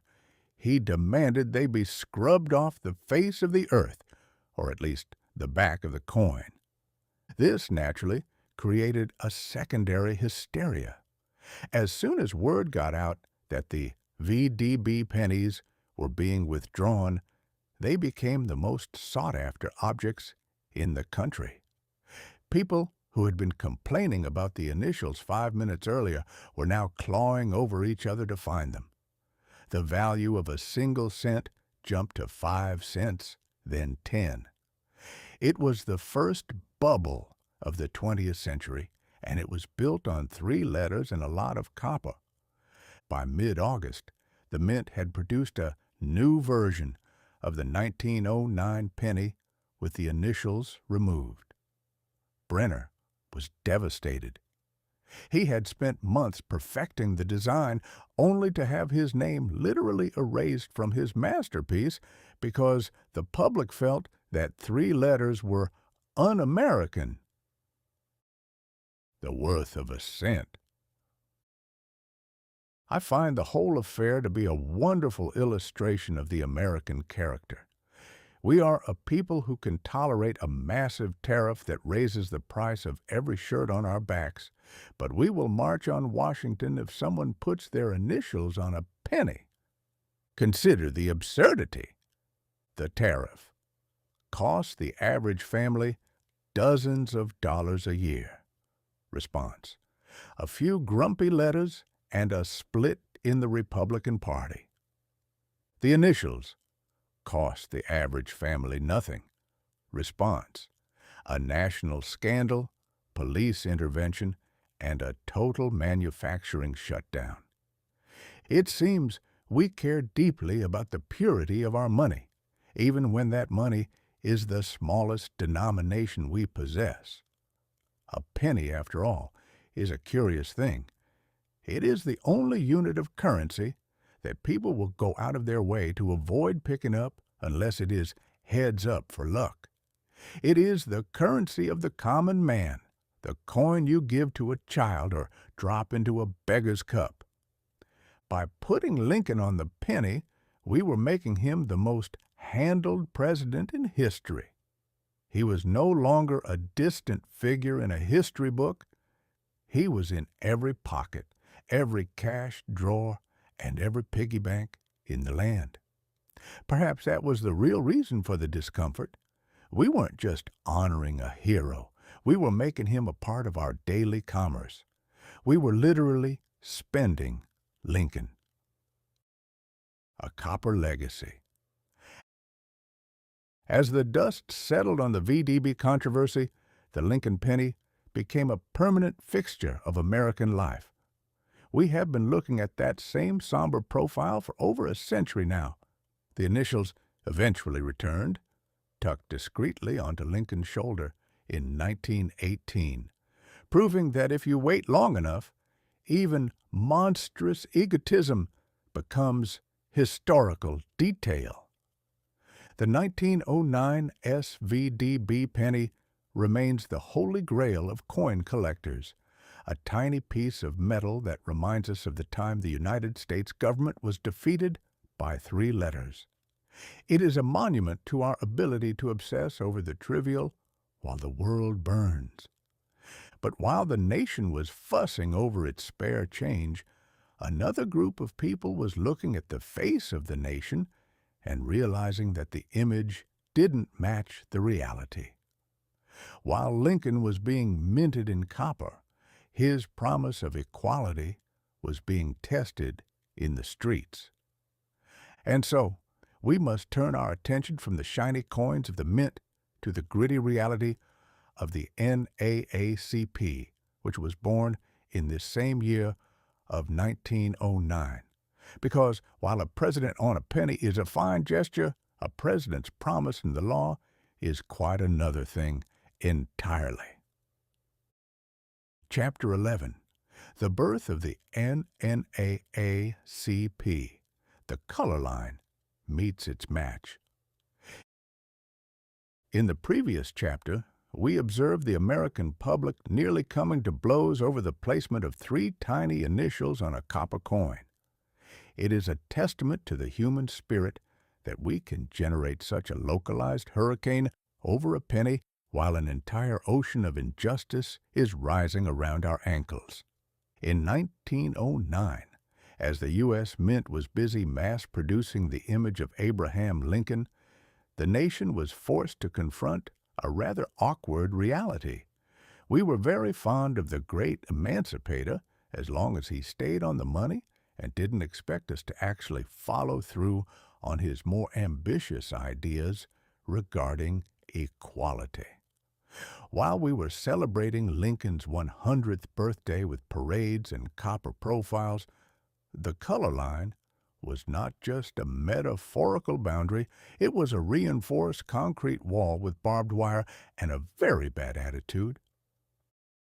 The Springfield wake-up call, the catalyst for the most important civil rights organization of the century, didn't happen in a smoky boardroom or a legislative hall.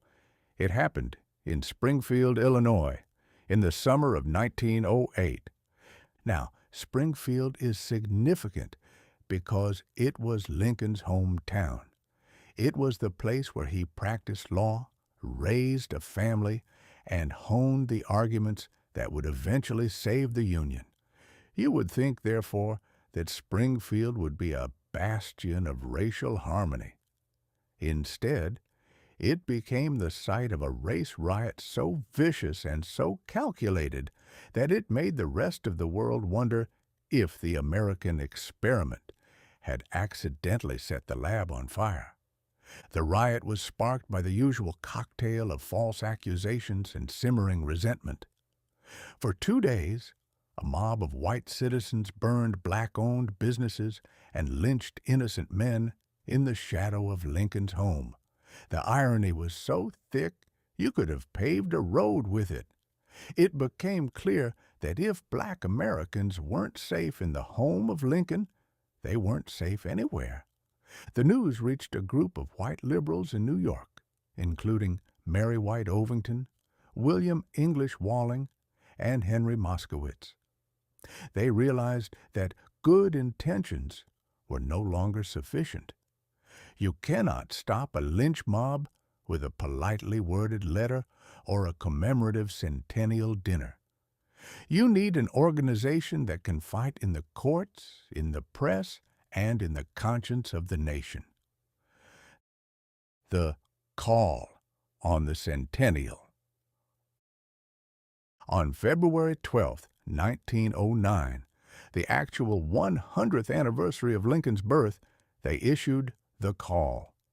It was an invitation to a national conference on the Negro question, and it was signed by 60 prominent Americans, including Jane Addams, John Dewey, and Ida B. Wells. The conference was held in New York City in May 1909. It was a gathered collection of what the newspapers of the day might have called troublemakers, but what we would call the only people in the room with a sense of perspective. They were intellectuals, radicals, suffragists, and survivors. From this meeting, the National Negro Committee was formed, which a year later would officially become the National Association for the Advancement of Colored People, NAACP. The intellectual heavyweight, W.E.B. Du Bois. The star of the show was undoubtedly W.E.B. Du Bois. If Theodore Roosevelt was a spark and William Howard Taft was a mountain, Du Bois was a diamond, hard, brilliant, and capable of cutting through anything. Du Bois was the first black man to earn a Ph.D. from Harvard. He was a man of immense dignity, a sharp goatee, and a prose style that could make a stone weep or a tyrant tremble. He was the architect of the Niagara Movement, a group of black intellectuals who argued that black Americans should not have to earn their rights through subservience, but should demand them as a matter of constitutional fact. This put him in direct philosophical conflict with Booker T. Washington. Booker T. Washington, the accommodator, believed in industrial education, teaching black men how to be excellent carpenters, farmers, and blacksmiths, hoping that by becoming economically indispensable, they would eventually be granted civil rights. W.E.B. Du Bois, the agitator, believed in the talented tenth, the idea that black Americans needed doctors, lawyers, and intellectuals to lead the fight for full political and social equality immediately. In 1909, the Du Bois philosophy won the day within the newly formed NAACP.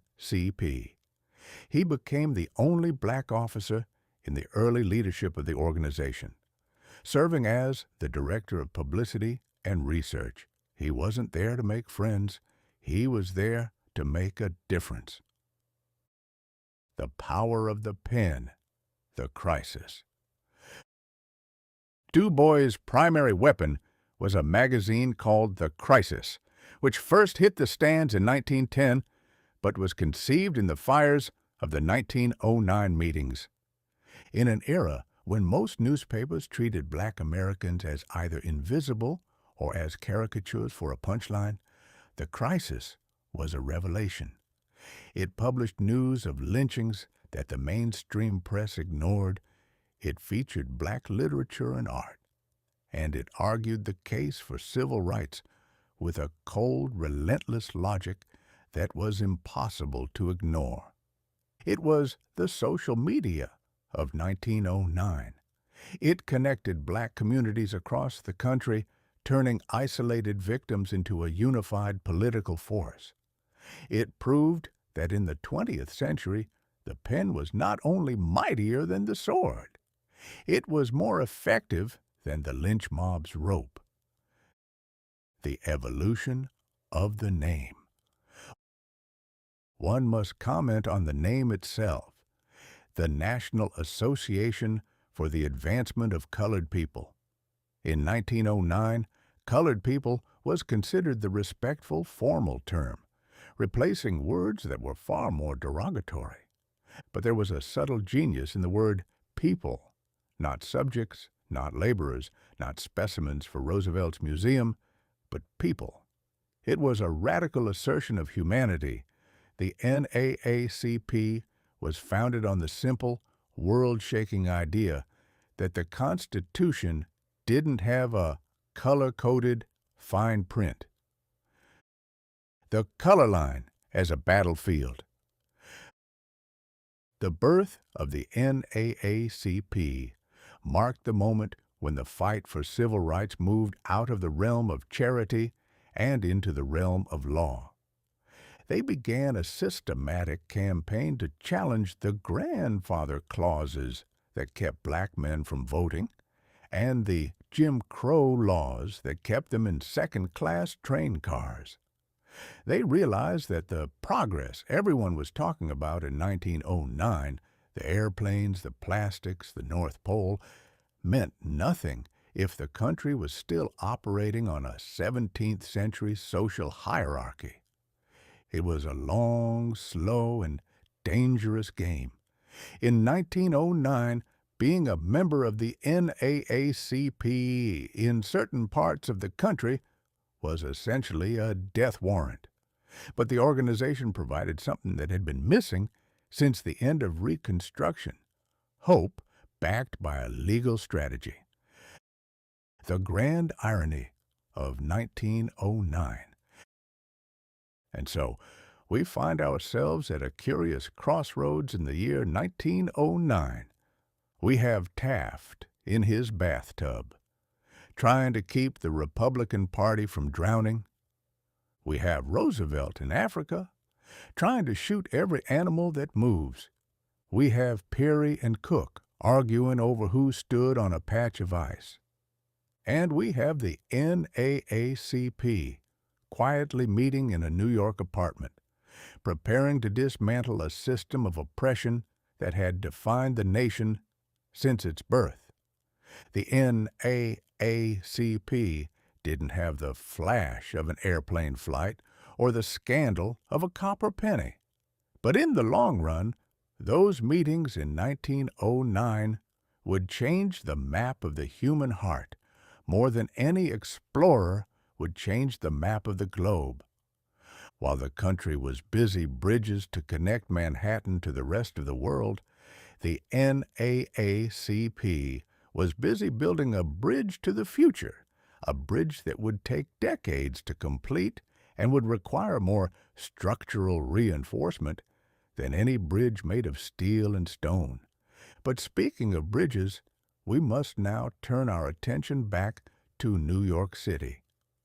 Because while the color line was being challenged, the physical lines of the city were being redrawn by two massive engineering projects that would turn Manhattan into a pincushion. Chapter 12. The Queensboro and Manhattan Bridges, or How to Turn an Island into a Pincushion. If there's one thing a New Yorker hates more than a slow waiter or a dry bagel, it is the geographic reality of being surrounded by water. For most of its history, Manhattan has viewed its status as an island not as a charming maritime feature, but as a personal insult. In 1909, the city decided to resolve this insult by stabbing itself repeatedly with several million tons of steel and stone. This was the year of the Great Linkage, the moment when the city finally decided that the East River was not a barrier, but merely a minor inconvenience that could be paved over if one had enough tax revenue and a sufficient disregard for the skyline. In the span of a single year, New York City opened not one, but two massive bridges, the Queensboro and the Manhattan. It was the municipal equivalent of a man deciding that his house needed 5 more front doors just in case everyone in the neighborhood decided to visit at the exact same time. And as any modern New Yorker will tell you, that is exactly what happened. The Queensboro Bridge, the Blackwell's Island Cantilever. The Queensboro Bridge, originally known as the Blackwell's Island Bridge, because naming things after the local insane asylum was considered good marketing in the early 1900s, opened on March 30th, 1909. Unlike the graceful, sweeping curves of the Brooklyn Bridge, the Queensboro was a cantilever design. To the untrained eye, a cantilever bridge looks like a set of very expensive, very industrial dinosaur skeletons holding hands across a river. It was rugged, it was jagged, and it was unapologetically modern. It was designed by Gustav Lindenthal, a man who clearly believed that if a bridge didn't look like it could survive a direct hit from a battleship, it wasn't worth building. Image: the Queensboro Bridge in 1909, a massive steel cantilever structure looming over the East River. The bridge connected 59th Street in Manhattan to Long Island City in Queens. At the time, Queens was a place people went only if they were lost or looking for a quiet spot to be a farmer. Manhattanites viewed the bridge with suspicion. They feared it was a one-way valve that would allow the rural chaos of the outer boroughs to leak into the refined, grid-patterned sanity of the city. "Why would anyone want to go to Queens?" the Manhattan elite asked. "To get away from you," Queens replied, while sharpening its shovels. The bridge was so heavy and so complex that during construction, rumors circulated that it was going to collapse under its own weight before a single carriage ever crossed it. It didn't, of course, but it did provide the city with its first taste of mass transit vertigo. It featured 2 decks, the top for pedestrians and carriages, and the bottom for trolley cars. It was a multi-layered cake of congestion.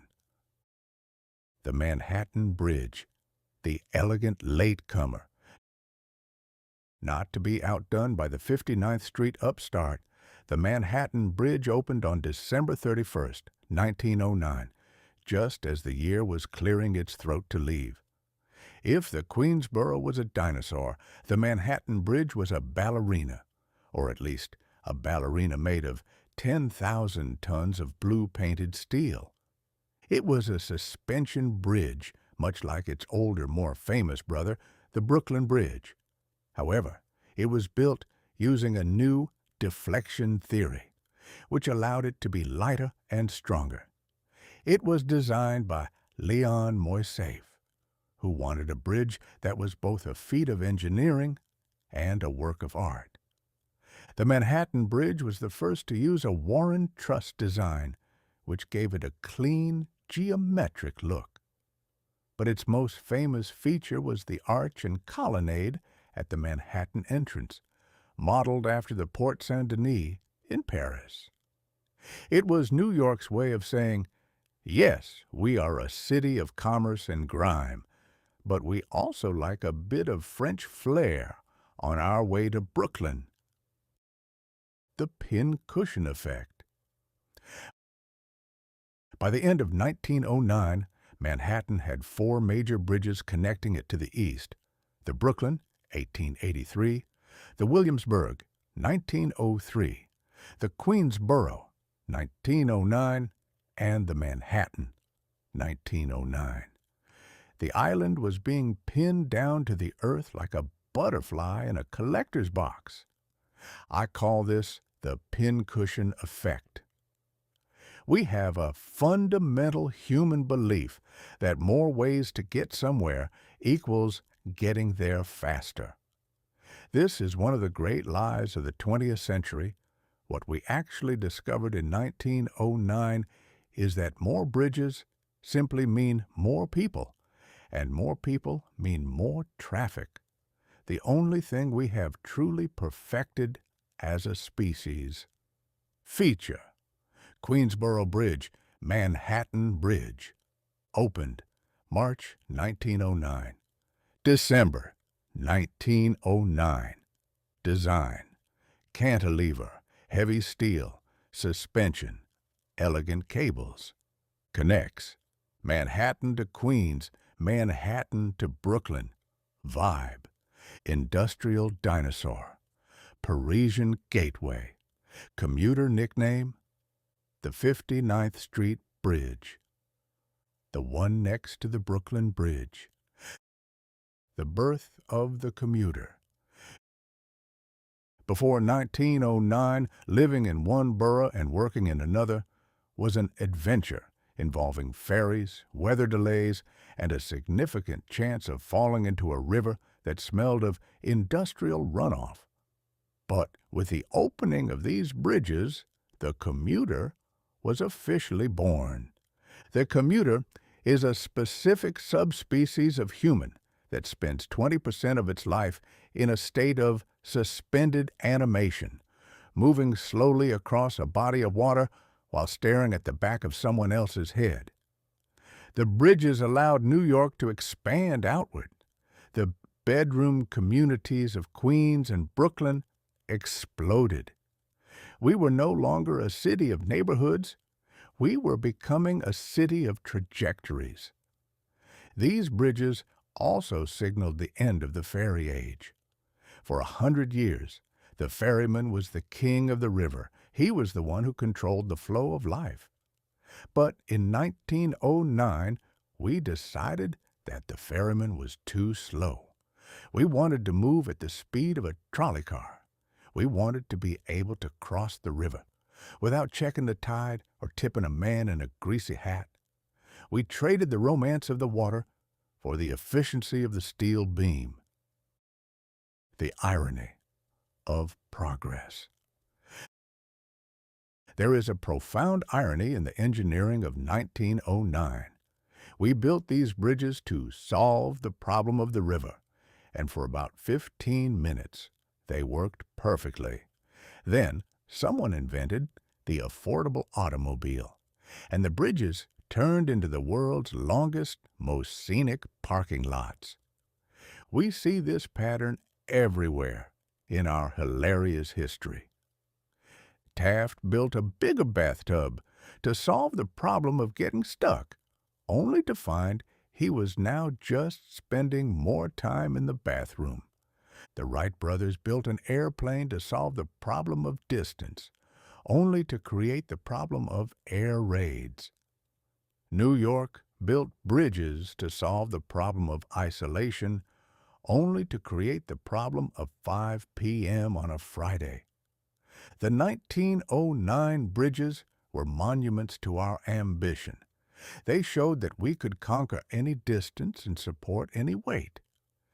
They were the physical manifestation of the new century spirit, bold, heavy, and slightly obsessed with over-engineering. A bridge to the future.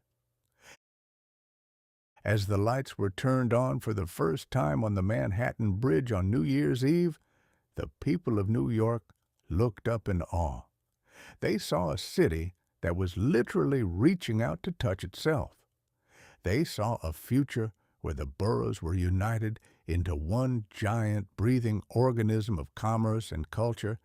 They didn't see the smog, they didn't see the gridlock, and they certainly didn't see the $15 toll that their descendants would one day pay just for the privilege of sitting on the bridge for 40 minutes. They only saw the steel glowing against the night sky. 1909 was the year we stopped being a collection of villages and started being a metropolis. We had pinned the island down. We had paved the way. Now, all we had to do was figure out what to do with all the people who were currently pouring across the river to see what all the fuss was about. But while the engineers were solving the problems of the city, the scientists were busy solving the problems of the body. Because once you have a city full of millions of people living in close quarters and commuting on crowded trolley cars, you start to notice that the germs are having a much better time than the humans. And so, we must leave the heights of the Queensboro and descend into the laboratory of Paul Ehrlich, a man who was looking for a magic bullet to kill the things that were killing us, starting with the most embarrassing disease of the Edwardian era. Chapter 13. Paul Ehrlich's Magic Bullet, or Arsenic for Your Troubles. In the year 1909, if you found yourself feeling under the weather, your local physician had a medical toolkit that was largely indistinguishable from a medieval pantry. You were essentially offered three choices. You could be bled with leeches until you were too tired to complain. You could be fed a tincture of opium until you forgot why you came in. Or you could simply wait for Providence to decide whether your time on earth was up. Medicine was less of a science and more of a polite suggestion made to a stubborn body.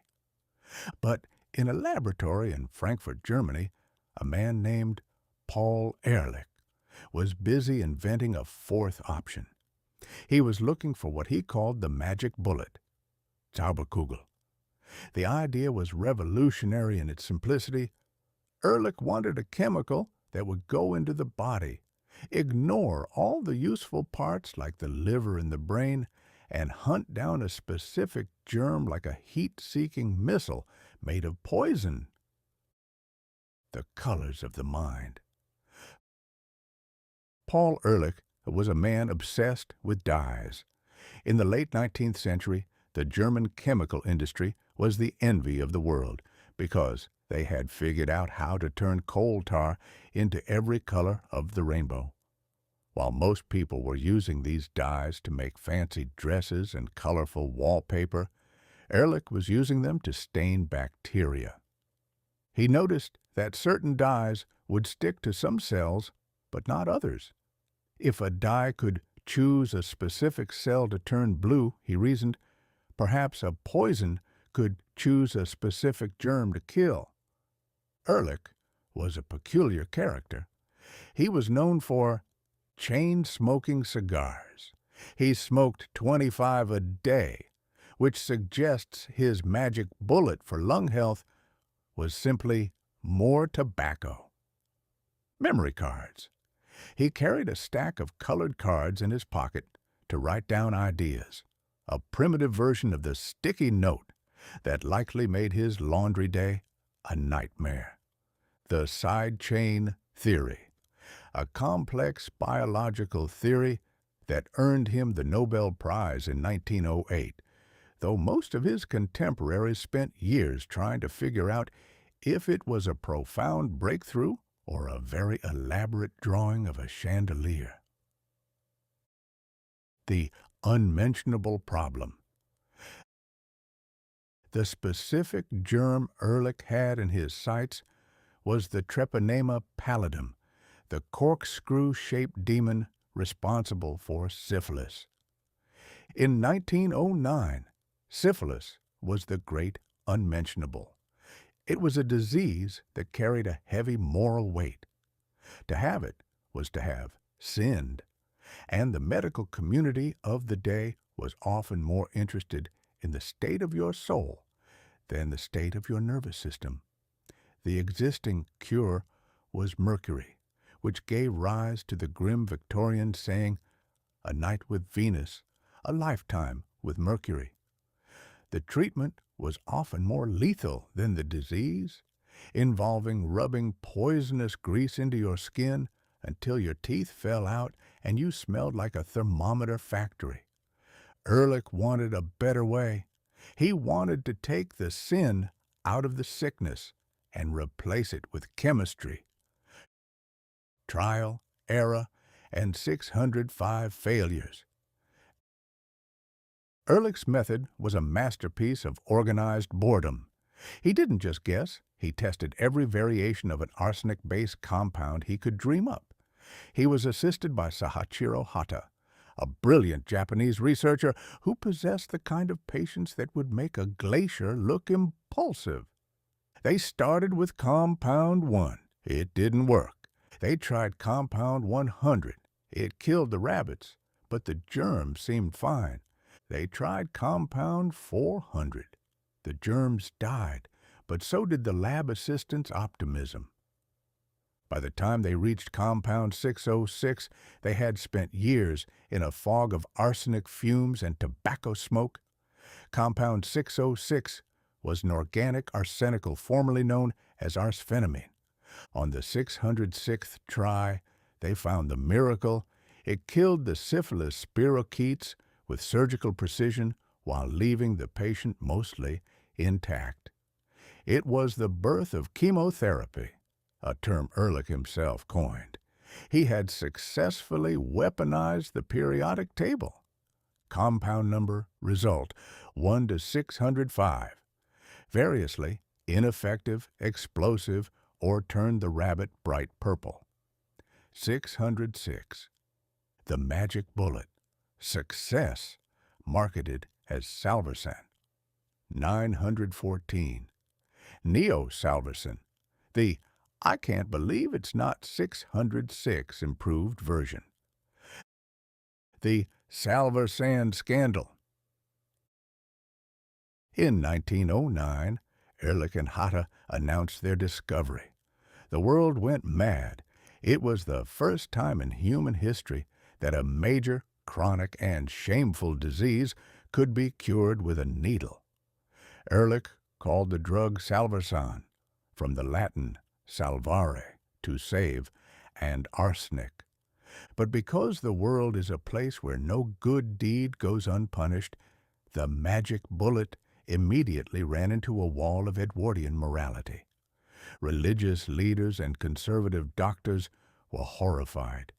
Their logic was fascinatingly cruel. If you cure syphilis, you remove the divine punishment for immortality. If a man can be cured with a shot of Salvarsan, what is to stop him from behaving like a Frenchman? They argued that the disease was a necessary deterrent for loose living. Ehrlich, a man of science, found this argument about as useful as a screen door on a submarine. He famously replied, "We are doctors. We are here to cure the sick, not to audit their morals." The logistics of a miracle. Even if you ignored the moralists, Salvarsan was a nightmare to administer. It was a yellow powder that had to be dissolved in sterilized water, neutralized with an exact amount of sodium hydroxide, and injected into the patient's vein before it oxidized into a lethal poison.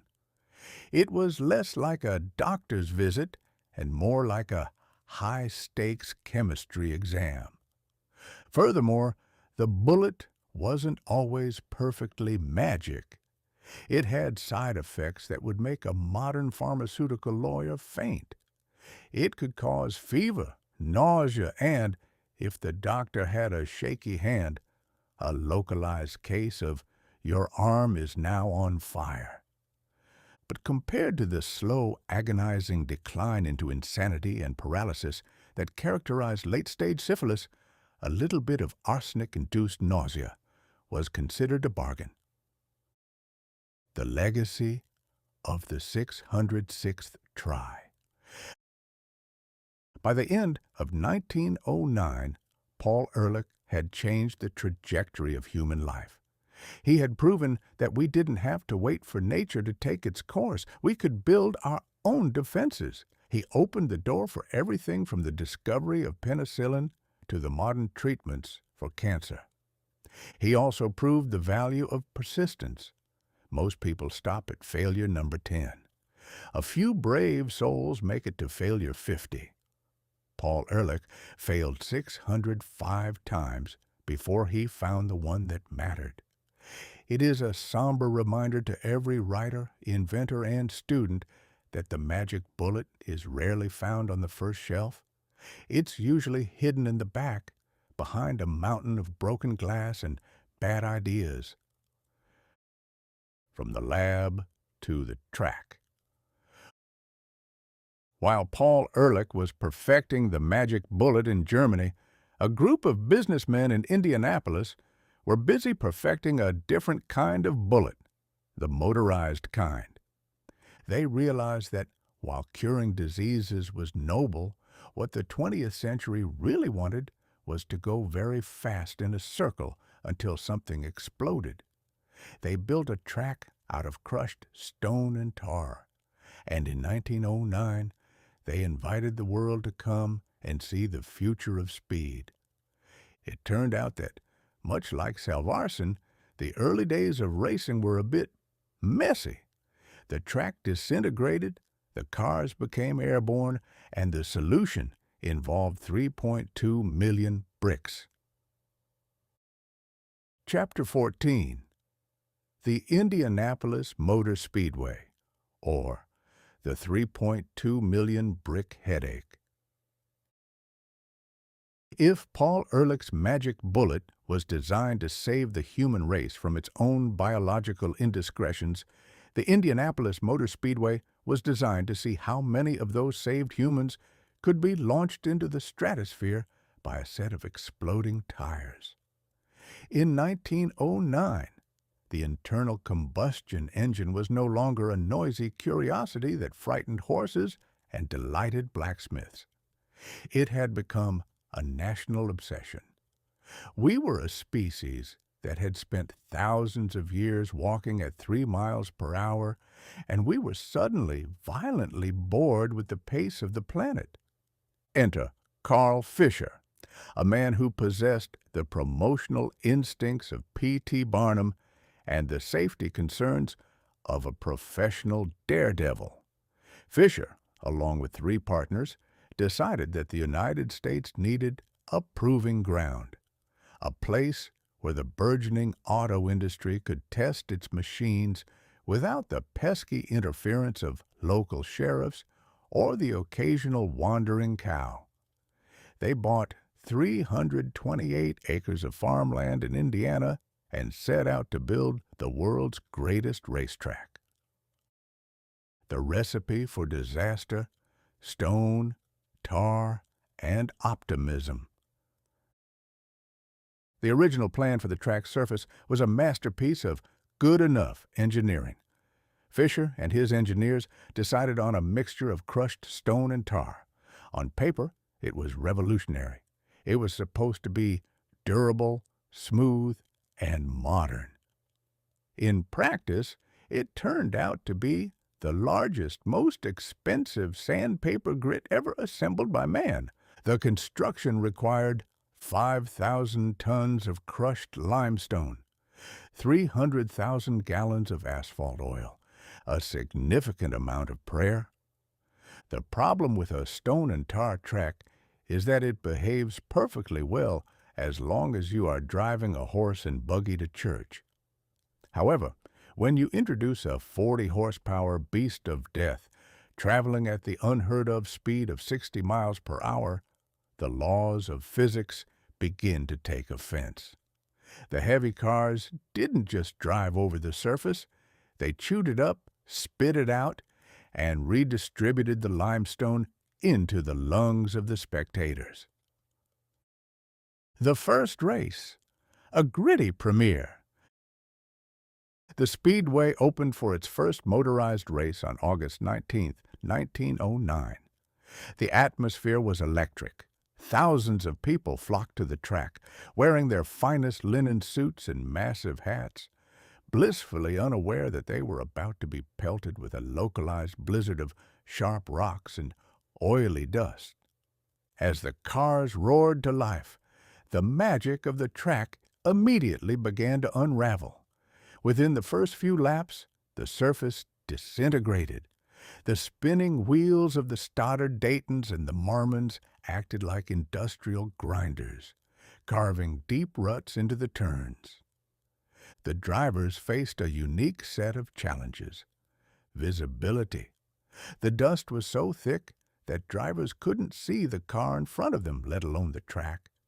They were essentially navigating by scent and the muffled screams of the crowd. Projectiles.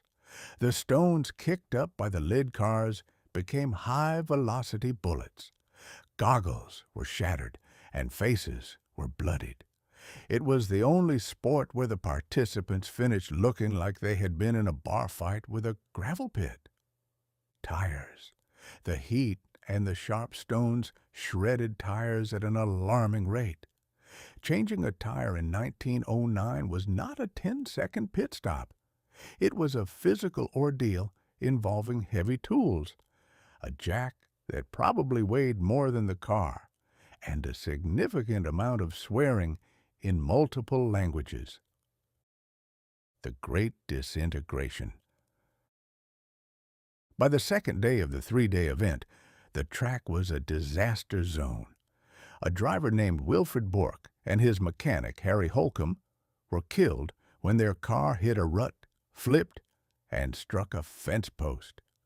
The crowd watched in horror as the future of speed turned into a grisly demonstration of the fragility of the human skeleton. Despite the carnage, the organizers pushed on to the third day, which featured the 300-mile Prest Olight Trophy race. It was a grueling affair that tested the limits of endurance and sanity. Only 9 of the 19 starters finished. The race was eventually halted at 235 miles because the track had simply ceased to exist as a cohesive unit. It was no longer a speedway. It was a scenic ruins of an industrial accident. Metric. 1909 inaugural race weekend. Track length 2.5 miles. Top speed approximately 74 miles per hour on a good day. Fatalities 5, 2 drivers, 1 mechanic, 2 spectators. Surface status demolished by lap 10. Crowd sentiment terrified but fascinated.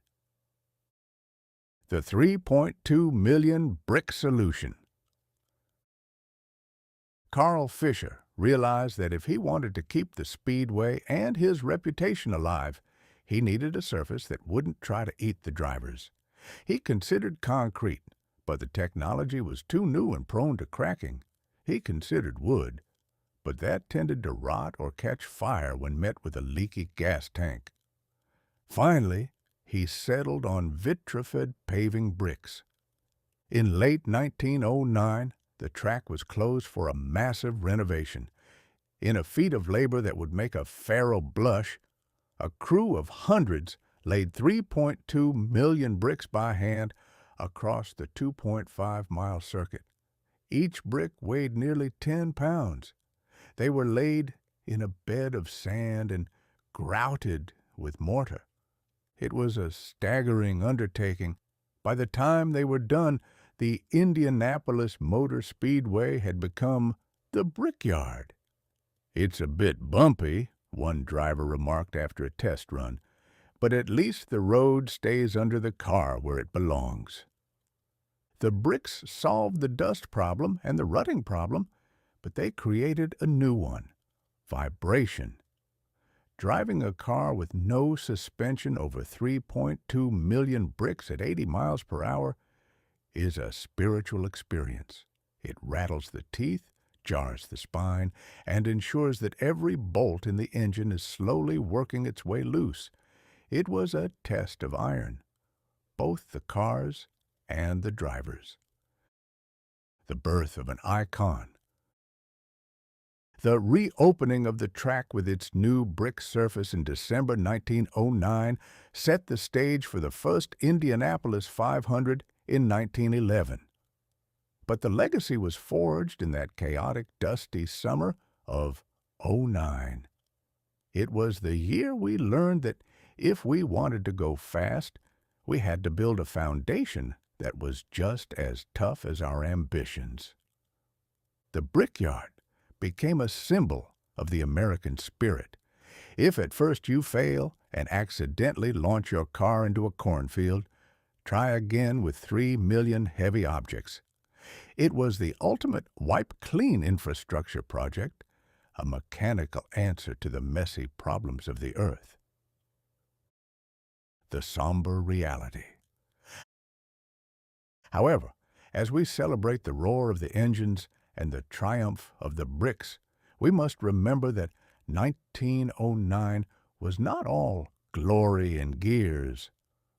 While the wealthy were playing with their motorized toys in Indiana, the men who actually dug the coal that powered the electric age were facing a very different kind of danger. Just a few months after the Speedway opened, a fire broke out in a coal mine in Cherry, Illinois. It was a somber reminder that for all our talk of progress and modernity, the 20th century was still being fueled by the sweat and lives of people who never got to see the finish line of a race or the inside of a custom bathtub. Chapter 15, The Cherry Mine Disaster, The Dark Side of the Light. If the year 1909 was a grand, glittering gala held in a skyscraper, then the coal mines were the damp, terrifying basement where the janitor was currently on fire. We have spent much of this hilarious history admiring the view from the top, watching Louis Blériot hop over the channel, giggling at President Taft's aquatic adventures, and marveling at the birth of indestructible plastic. But the 20th century was not merely fueled by ambition and scout spirit. It was fueled by a black, crumbly rock that had to be scratched out of the earth's ribs by men who forgot what the sun looked like between the months of October and May. In November 1909, the world received a brutal reminder that the electric age was, at its heart, a Victorian machine running on 18th century blood. The setting was Cherry, Illinois, a town that sounded like a dessert but lived like a charcoal drawing. The St. Paul Coal Company had built a model mine there, which is corporate speak for "we've painted the front door and haven't had a disaster this week." The recipe for an industrial apocalypse. The cherry mine was supposed to be the safest in the world. It was fireproof, which is a word that engineers use right up until the moment something catches fire. On November 13, 1909, the mine was operating at full capacity. Nearly 500 men and boys were half a mile underground, chipping away at the darkness to ensure that the citizens of Chicago could keep their streetlights humming and their toast burning.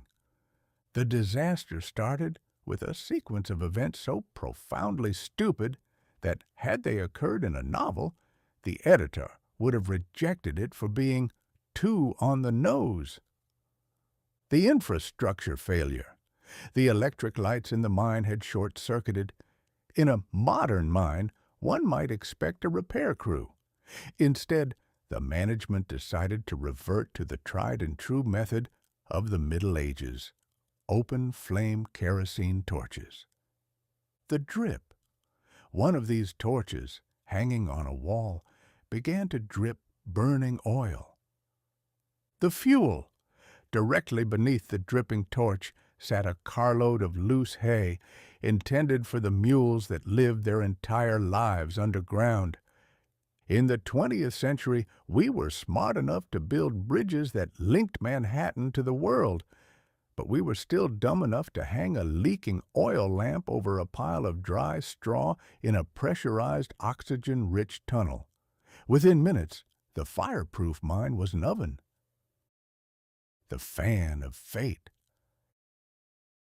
As the fire grew, the mine's management made a decision that can only be described as tactically catastrophic. They turned on the massive ventilation fans. Now, in a normal situation, a fan provides fresh air. In a fire, a fan is essentially a giant bellows. They didn't blow the smoke out. They blew the fire in. They turned the mine shafts into a network of blowtorches driving the flames and the lethal black damp, carbon dioxide and nitrogen, into the very tunnels where the men were working. Realizing their mistake, the managers then decided to reverse the fans.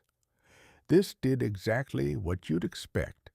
It confused everyone and ensured that no matter which tunnel a miner chose, he was either walking into a wall of flame or a cloud of poison.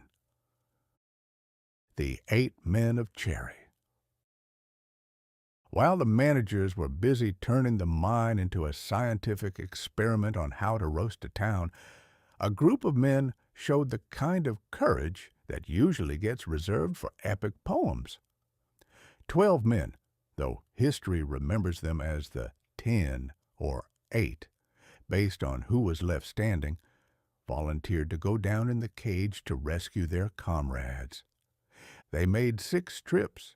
6 times they descended into the literal mouth of hell and returned with gasping, soot-covered survivors.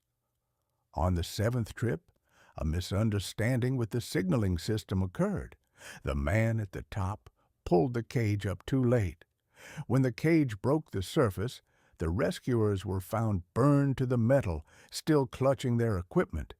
It was a moment of selfless heroism that stood in stark contrast to the St. Paul Coal Company's next move. Fearing that the fire would consume the entire coal seam, which was, after all, valuable inventory, the company decided to seal the mine.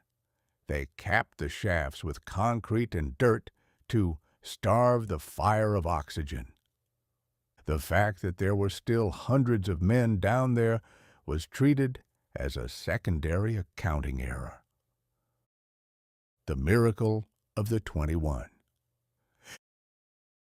For 8 days, the town of Cherry was a place of mourning. The mine was a tomb. Families sat by the sealed shafts, watching the smoke curl out of the earth like a ghostly reminder of their lost fathers and sons. But underground, 21 men had refused to die. Led by a veteran miner named George Eddy, they had retreated to a distant gallery and built a barrier out of mud and stones to keep out the black damp. They survived in a way that makes Shackleton's Antarctic trek look like a spa weekend. The water? They licked the moisture off the walls. Later, they dug a small hole to catch seep water that tasted of sulfur and coal dust. The food. They ate their own boot leather and the occasional scrap of tobacco. The light. Their lamps had long since died. They sat in a darkness so absolute that some of them began to hallucinate that they were back in their kitchens, eating Sunday dinner. On the 8th day, when the company finally unsealed the mine to check on the inventory, they found a man wandering through the tunnels. Then another. The 21 were hauled to the surface, blinking and skeletal, into a world that had already written their obituaries. The bill comes due. The final toll of the Cherry Mine disaster was 259 deaths.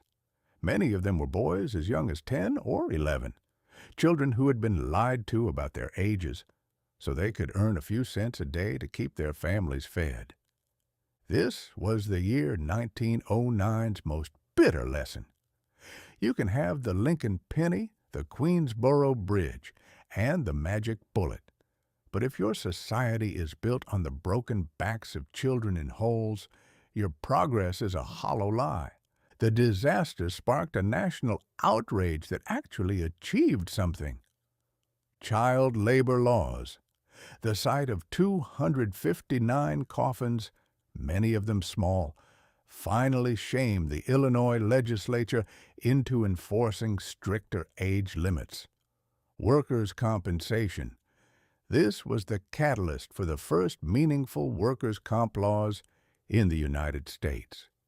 For the first time, a company was held financially responsible for the wear and tear it inflicted on the human beings it employed. A somber reflection. I find that history likes to focus on the things that soar, the airplanes and the towers. But the real story of the 20th century is often found in the things that were buried. The men of Cherry were the silent partners of the Gilded Age. They provided the heat for the hearths and the power for the progress. And in 1909, they paid the ultimate price for a dripping kerosene lamp and a carload of hay.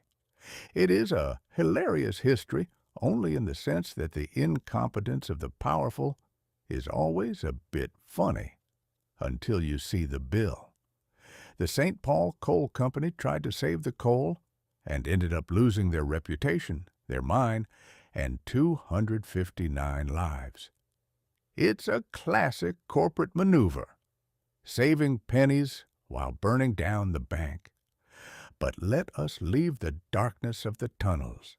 We have paid our respects. The year is moving on, and the world is looking for a way to cleanse itself of the grime of the industrial age. Some people turned to the law, some to the scouts, and others looked to the Catholic Church. Because if the Church could wait 500 years to apologize to a girl they burned at the stake, surely there is hope for the rest of us. Chapter 16. Joan of Arc is beatified, or the world's longest Our Bad. In the year 1909, the Catholic Church finally got around to checking its to-do list, which had apparently fallen behind a radiator sometime in the late 15th century. At the top of the list, right under Buy More Incense and Check for Dry Rot in the Sistine Chapel, was a note that read, Apologize to that girl from Orleans. On April 18, 1909, Pope Pius X officially beatified Joan of Arc.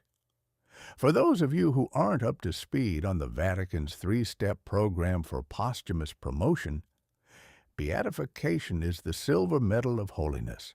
It's the almost saint category, a celestial middle management position that allows you to be called blessed and entitles you to a localized fan club.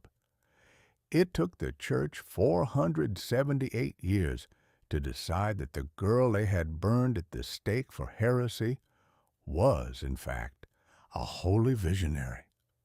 I've always maintained that the difference between a heretic and a saint is largely a matter of which century you're standing in and whether the committee has had their lunch yet. In 1431, Joan was a nuisance in trousers. By 1909, she was a national icon in a stained glass window. The wardrobe malfunction of the millennium.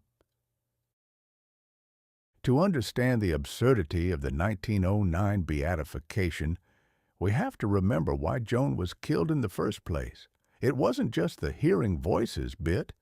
Everyone in the Middle Ages heard voices. It was the only way to get a weather report. No, Joan's primary crime, in the eyes of the English-controlled court, was cross-dressing. Joan insisted on wearing men's armor and tunics. The theological experts of the day argued that for a woman to wear pants was a direct violation of Deuteronomy, a crime so heinous that it apparently warranted a localized bonfire. They spent weeks interrogating a 19-year-old girl about her laundry choices. "Do you believe God told you to wear a doublet?" they asked.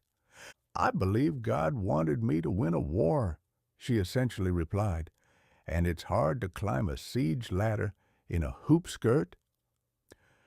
When the church beatified her in 1909, they were effectively saying, "We've reviewed the fashion trends of the last 5 centuries, and we've decided that practical footwear is no longer a capital offense."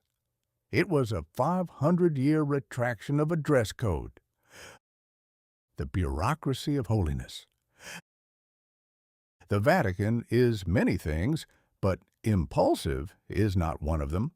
The process of beatification requires 2 things: a reputation for sanctity and a confirmed miracle. In 1909, the Church presented 3 miracles attributed to Joan. Now, usually, a miracle involves curing a disease or making a statue weep. But Joan's miracles were mostly about her being right when everyone else was wrong. A feat that is indeed miraculous in politics, but a bit harder to prove in court. The 1909 ceremony was a masterpiece of better late than never. Thousands of French pilgrims descended on Rome, filling St. Peter's Basilica with the kind of nationalistic fervor that makes bishops nervous. The French and the Vatican had been in a bit of a spat recently. France had officially separated church and state in 1905, and the church was hoping that honoring a French teenager would act as a holy olive branch. It was a political maneuver wrapped in a halo. The church was saying to France, "We know you're trying to be a secular republic, but look, we have your favorite mascot. Don't you want to come back and play?" The Twain perspective. The girl who didn't blink. I've had a bit of a soft spot for Joan myself. I spent 12 years writing a book about her, which is 10 years longer than it took her to save France. She is the only person in history who ever commanded the armies of a nation at the age of 17 and didn't spend the entire time looking for her phone. What makes the 1909 beatification so hilarious, in that grim historical way that makes you want to drink heavily, is the sheer efficiency of the mistake versus the sluggishness of the apology. The trial took a few months. The execution took about 30 minutes. The retraction took 478 years.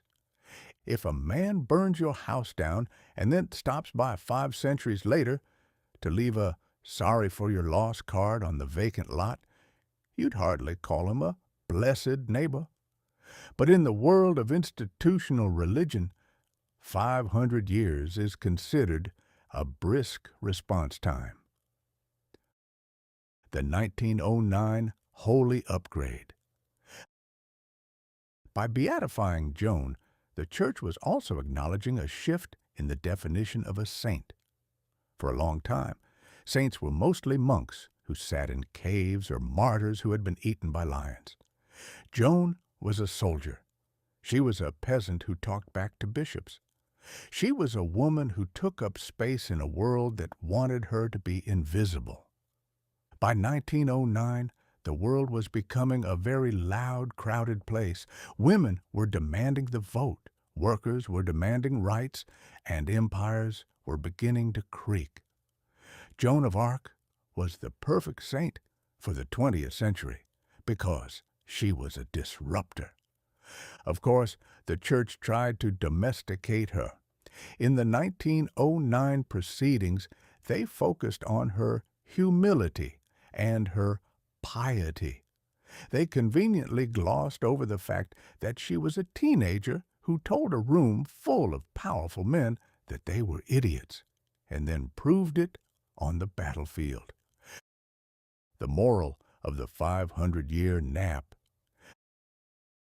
The 1909 beatification teaches us two things. First, that if you're going to be a visionary, you should try to be born in a century that has already invented the fire extinguisher.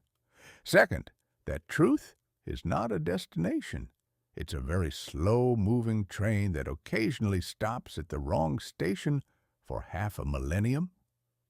Joan of Arc didn't need the 1909 ceremony.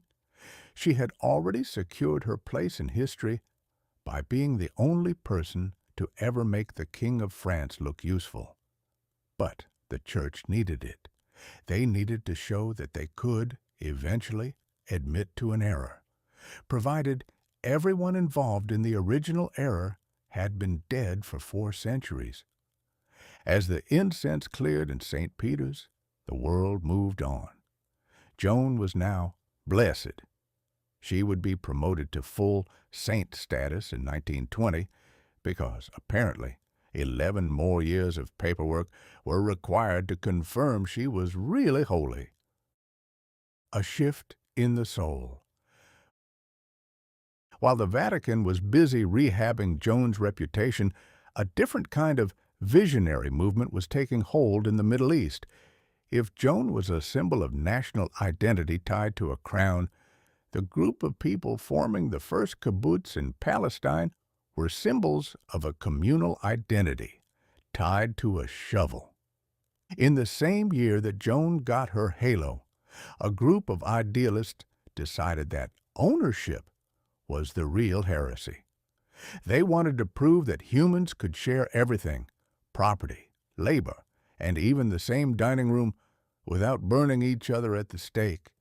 It was a lovely idea that usually works perfectly until two people want the same shovel. Chapter 17. The First Kibbutz, or The Trouble with Sharing Shovels.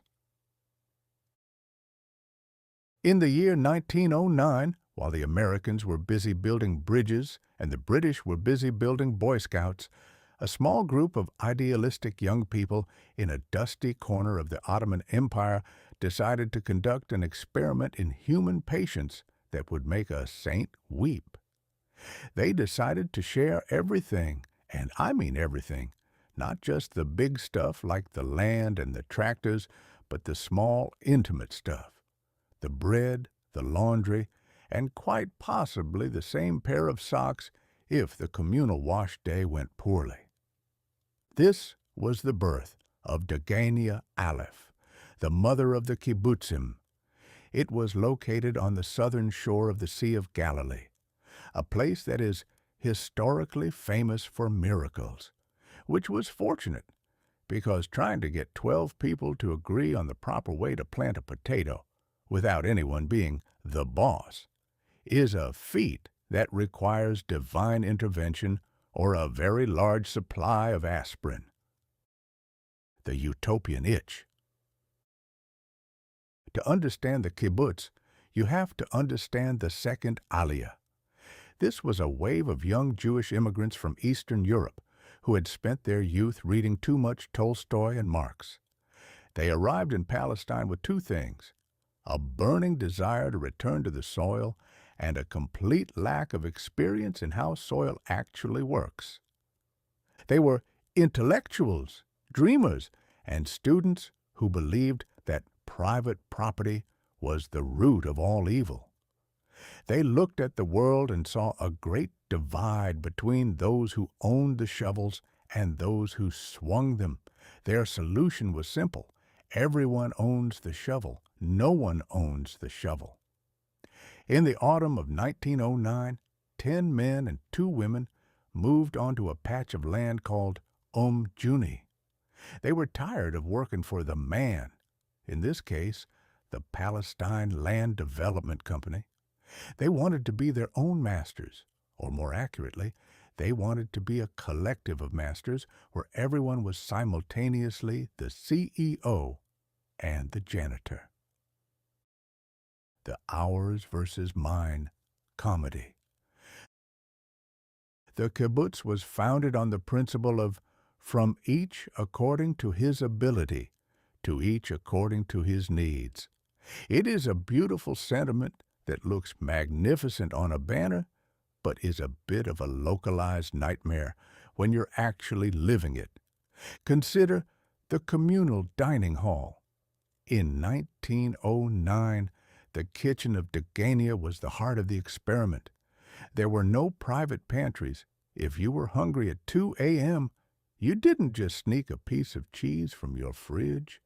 You had to consider if that cheese belonged to the collective soul of the Galilee. The benefit, you never had to worry about a grocery bill. The drawback, you had to eat whatever the kitchen committee decided was good for you, which in 1909 usually involved a great deal of porridge and optimism. Then there was the shared wardrobe.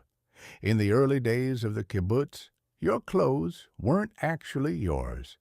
You turned your laundry into a central depot, and after it was washed, you were handed back a shirt.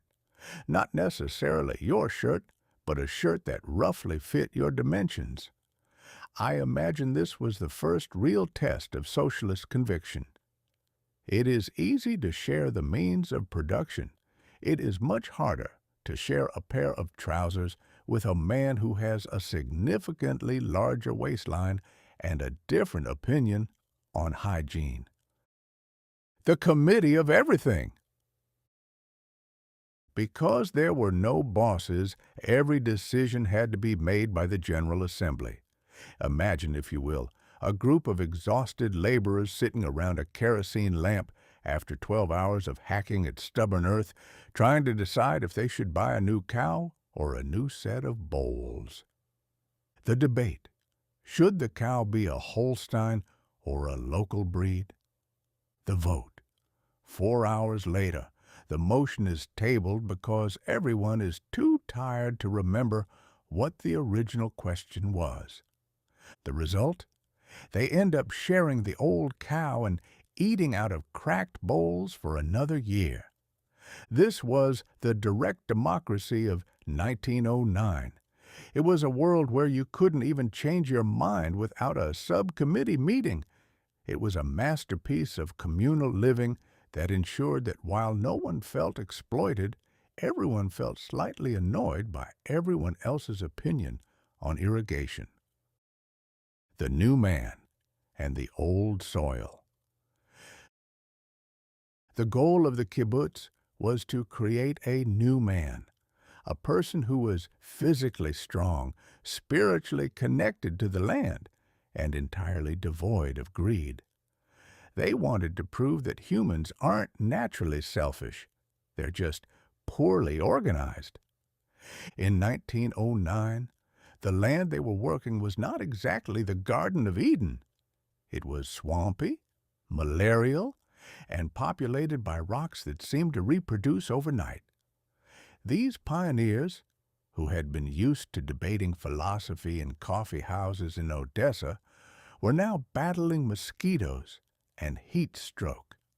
"We are not just planting corn," one pioneer might have said to another while wiping mud from his brow.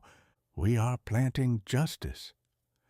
"That's lovely, Boris," the other would reply, "but you're planting it upside down." The miracle of the first kibbutz is that it actually worked.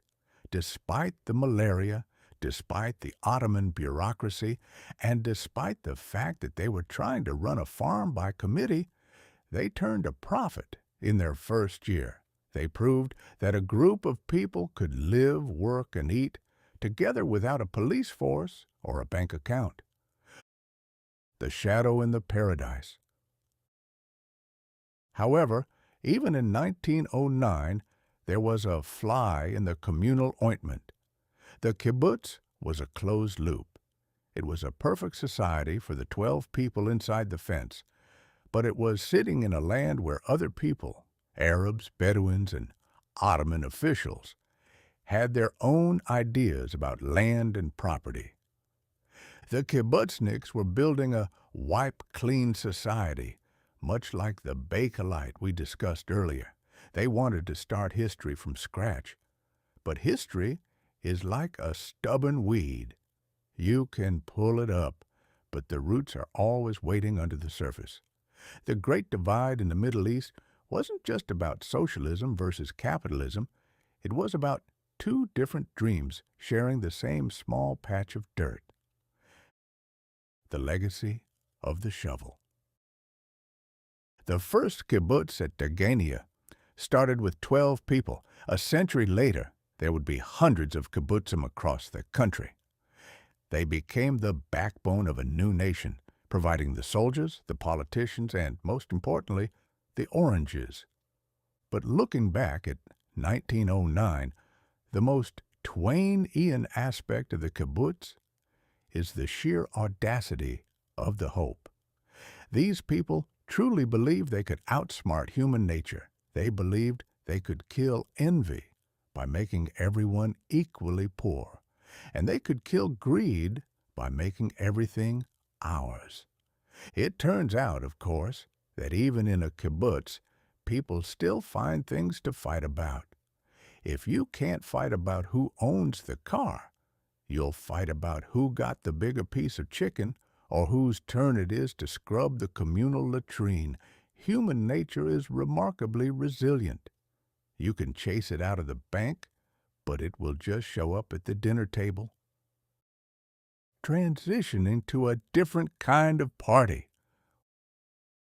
While the kibbutzniks were celebrating their first harvest with a modest communal dance in the Galilee, the people of New York City were preparing for a party of a much more decadent and motorized variety.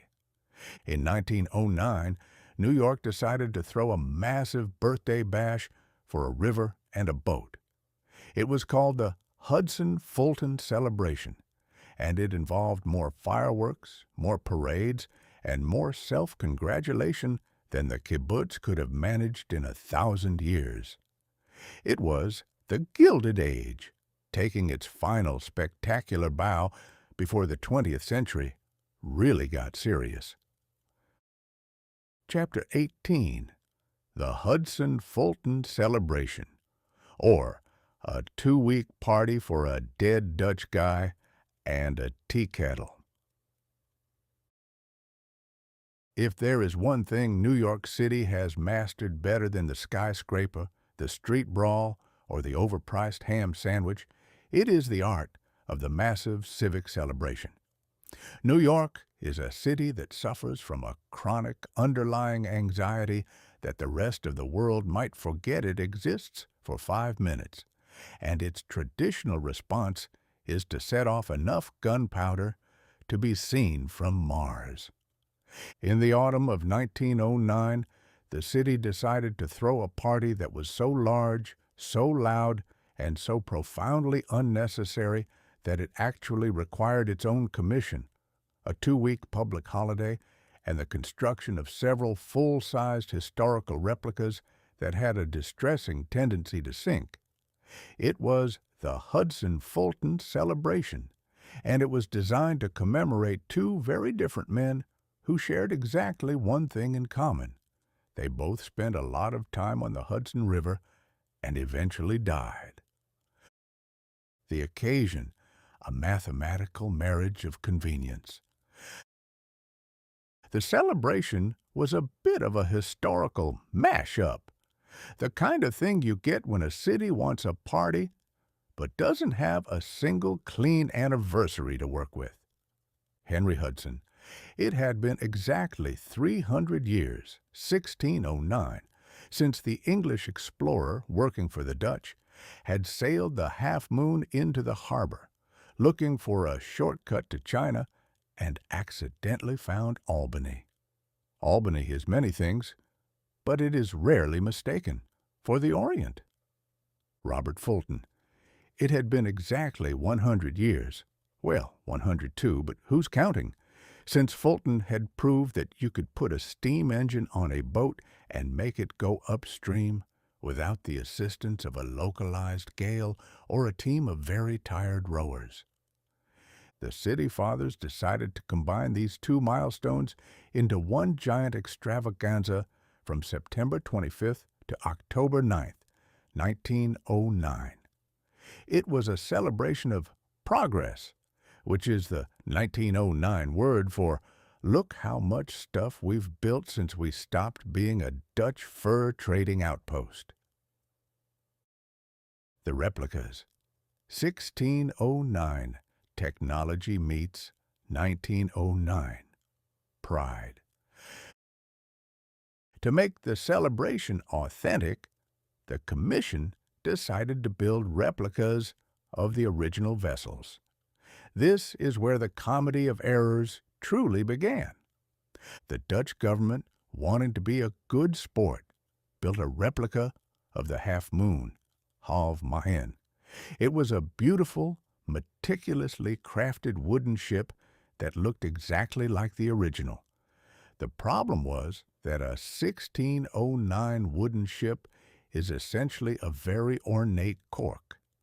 When it arrived in New York, the modern sailors realized that navigating a high-masted sailing ship in a harbor filled with steel battleships and churning ferries was like trying to ride a tricycle through a cavalry charge. Image.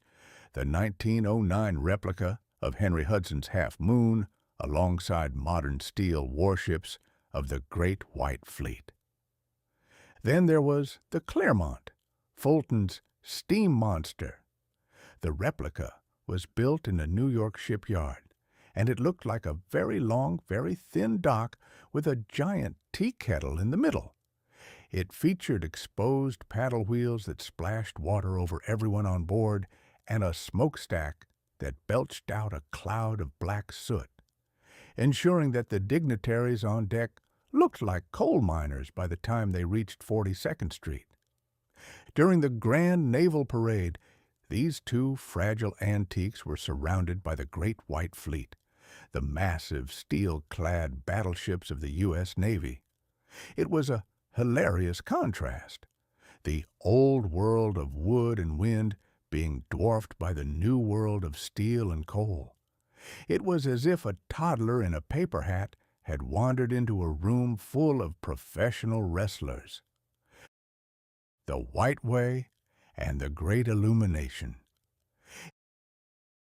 If the daytime was for parades, the nighttime was for the Great Illumination.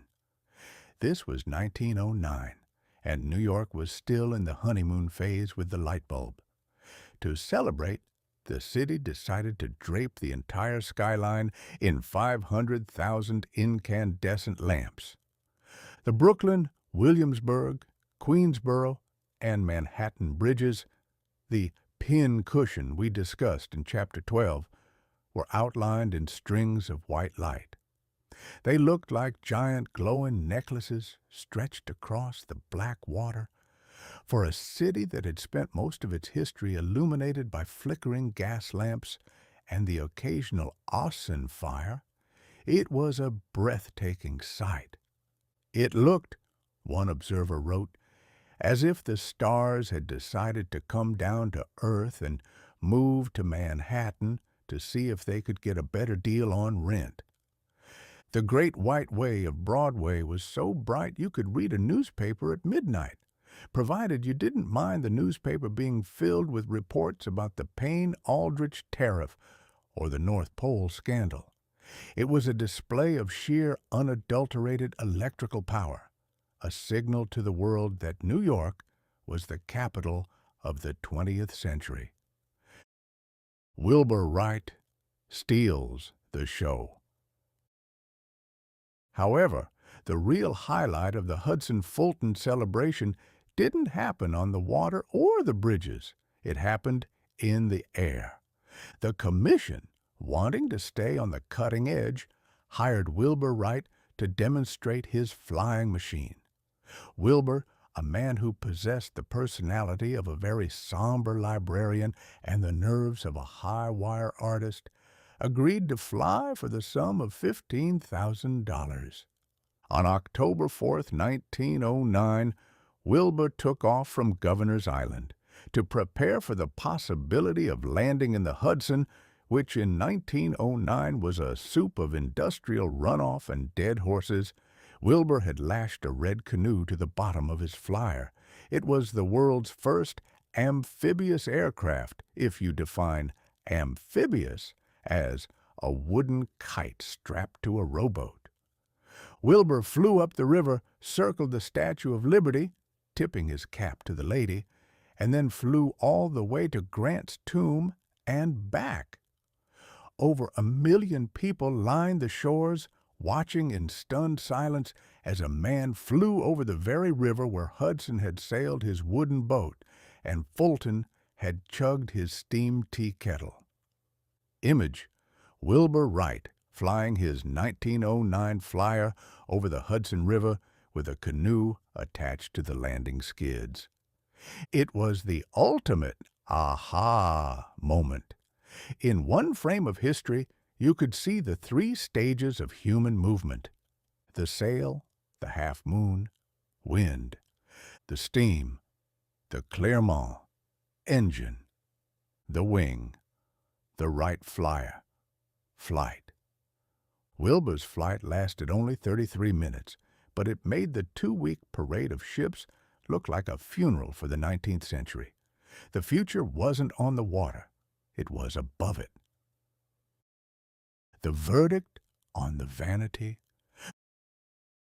The Hudson-Fulton celebration was a massive success, if success is measured by the number of people who went home with a headache and a souvenir medal. It cost millions, consumed thousands of tons of gunpowder, and left the city in a state of exhaustion that lasted until Christmas. But what did it really achieve? It proved that New York was a city of spectacle. It proved that we love to look at the past, as long as the past is brightly lit and accompanied by a brass band. And it proved that Wilbur Wright was the only man in America who could make a red canoe look like a piece of high-tech military hardware. As the lights were turned off on the bridges and the half-moon was towed back to its berth, the city returned to its usual business of traffic jams and bridge tolls. The Great Divide of 1909 was still there, but for 2 weeks we had managed to paper over it with bunting and light bulbs. But while New York was patting itself on the back, a certain former president was currently in the middle of a very different kind of collection. Theodore Roosevelt was in the heart of Africa, and he wasn't looking at replicas, he was looking at the real thing. And then he was shooting it. Chapter 19, The Great Safari Update, or the Smithsonian's Taxidermy Crisis. While William Howard Taft was busy trying to wedge the federal government and his own magnificent person into the machinery of Washington, his predecessor was engaged in a much more direct form of diplomacy. Theodore Roosevelt, having decided that being the most powerful man in the world was a bit too sedentary for his tastes, had packed his pith helmet and his favorite Winchester and headed for British East Africa. By the middle of 1909, TR wasn't just on a vacation. He was conducting a full-scale biological audit of the African continent. He called it the Smithsonian Roosevelt African Expedition. The Smithsonian called it scientific research. The wildlife of Africa called it a catastrophic decline in life expectancy. Roosevelt did not do anything halfway. If he was going to collect specimens for a museum, he wasn't going to settle for a few butterflies and a particularly interesting beetle. He was going to bring back the entire ecosystem, one crate of salt-cured hide at a time. The pigskin library and the portable city. To understand the sheer scale of TR's quiet retirement, one must look at his baggage train. This was not a man traveling with a carry-on and a dream. The expedition consisted of 250 porters and guides, a human snake of porters that stretched for nearly a mile across the savannah. The pigskin library, a TR, brought 60 of his favorite books, all bound in pigskin so they wouldn't rot in the humidity. He read everything from Euripides to Mark Twain, a man of excellent taste, clearly, while sitting on the carcasses of things he had just finished shooting. The taxidermy kit, 4 tons of salt for curing hides and enough formaldehyde to preserve a small civilization. Roosevelt moved through the jungle like a hurricane in khakis. He was 50 years old, but he possessed the energy of a 5-year-old who had just discovered sugar and a loaded gun. While most men his age were taking up golf or complaining about their gout, Teddy was wrestling hippos and chasing lions through the tall grass, shouting, "Bully!" every time the scenery exploded. Science by the barrel. The official tally of the expedition, which began to filter back to the United States in late 1909, was staggering. Roosevelt and his son Kermit were not merely hunters. They were industrial-scale collectors. By the time they were done, they had collected, a polite euphemism for shot, skinned, and salted, over 11,400 items. This included 1,000 large mammals, lions, rhinos, elephants, giraffes, 4,000 small mammals. The Smithsonian apparently needed a lot of rats. 500 fish, because TR didn't want the water dwellers to feel left out. An uncountable number of birds and insects. I have often reflected on the scientific method as practiced by a former president with a high-velocity rifle. It is a very final form of peer review. If a specimen was rare, TR shot it to ensure we knew what it looked like. If a specimen was common, he shot several dozen to ensure we had a representative sample. He was a man who loved nature so much that he wanted to make sure it was properly displayed behind velvet ropes where it couldn't run away. I can be condemned only if the existence of the National Museum, the American Museum of Natural History, and all similar zoological institutions are to be condemned, Roosevelt wrote, defending his bloodbath. It was a classic Rooseveltian defense. He wasn't a killer, he was a curator with a body count. The Smithsonian's panic. Back in Washington, the directors of the Smithsonian Institution were beginning to experience a very specific kind of localized terror. In early 1909, they had been excited about the prestige of the Roosevelt name. By late 1909, they were receiving telegrams from the coast of Africa, informing them that several hundred more crates of rhinoceros skins were on their way. The museum was running out of room.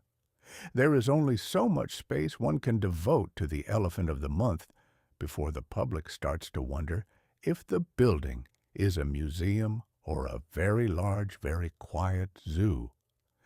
Roosevelt's specimens were arriving in such volume that the Smithsonian practically had to build a second building just to house the things Teddy had liberated from the wild.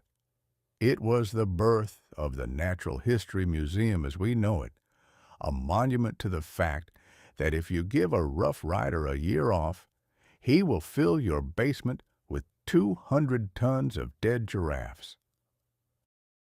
The political specter. While T.R. was in the brush, he was also keeping a very close eye on the New York of the wilderness. He received mail, tons of it, carried by runners through the jungle. He knew about the Payne-Aldrich Tariff. He knew about Taft's struggles with the insurgents. He knew that the Republican Party was starting to look like a ship that had lost its rudder and was currently being circled by sharks.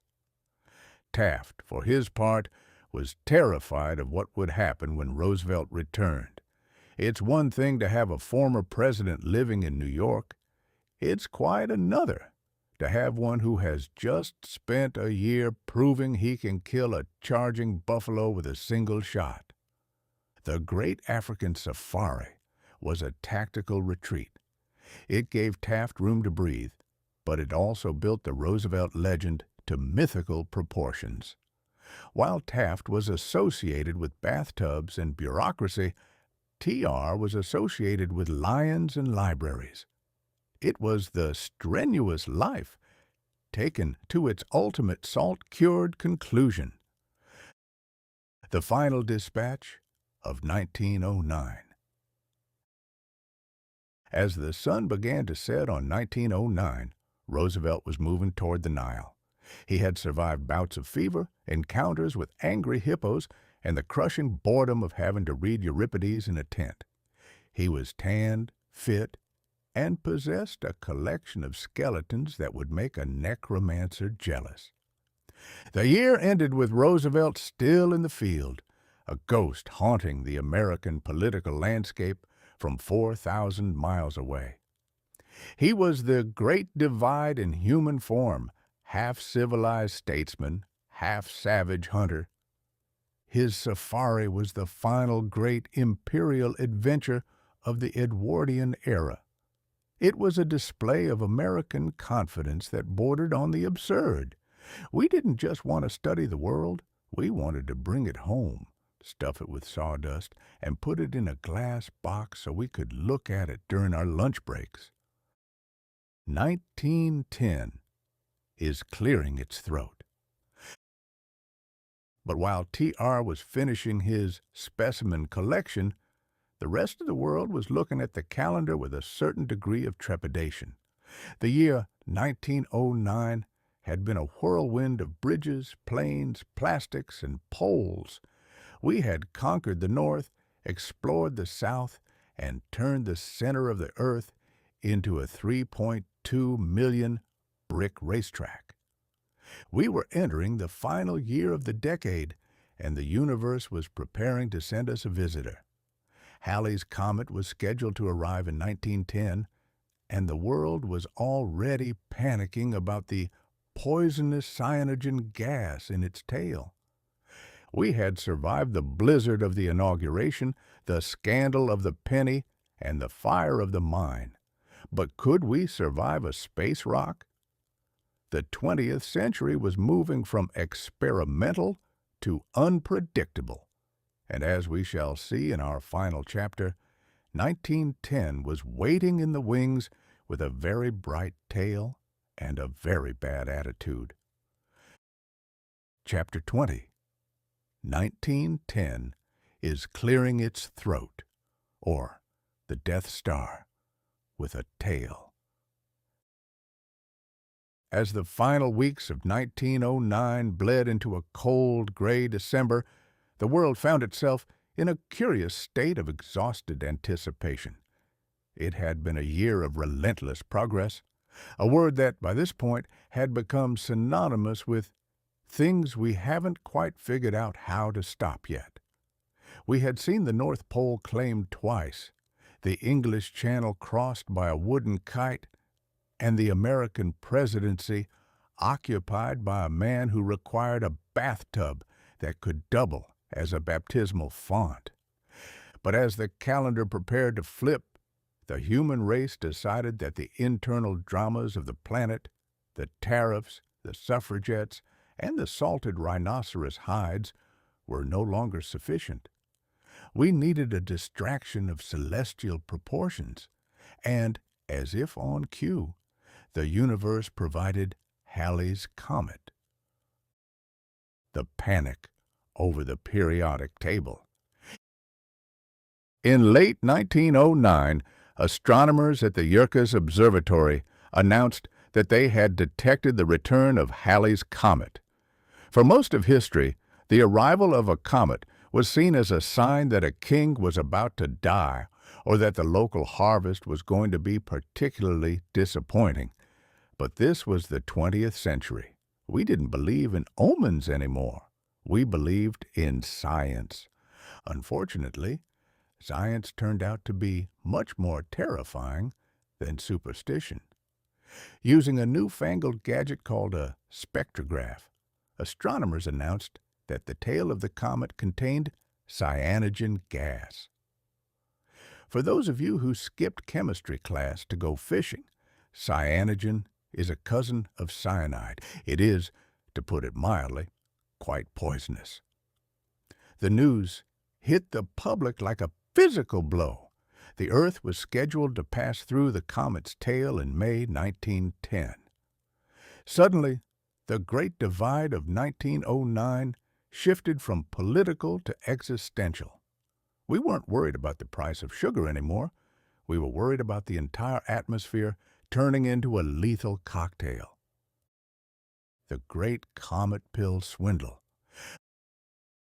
Whenever there is a national panic, there is an enterprising American waiting in the wings to sell you a solution for $2.98.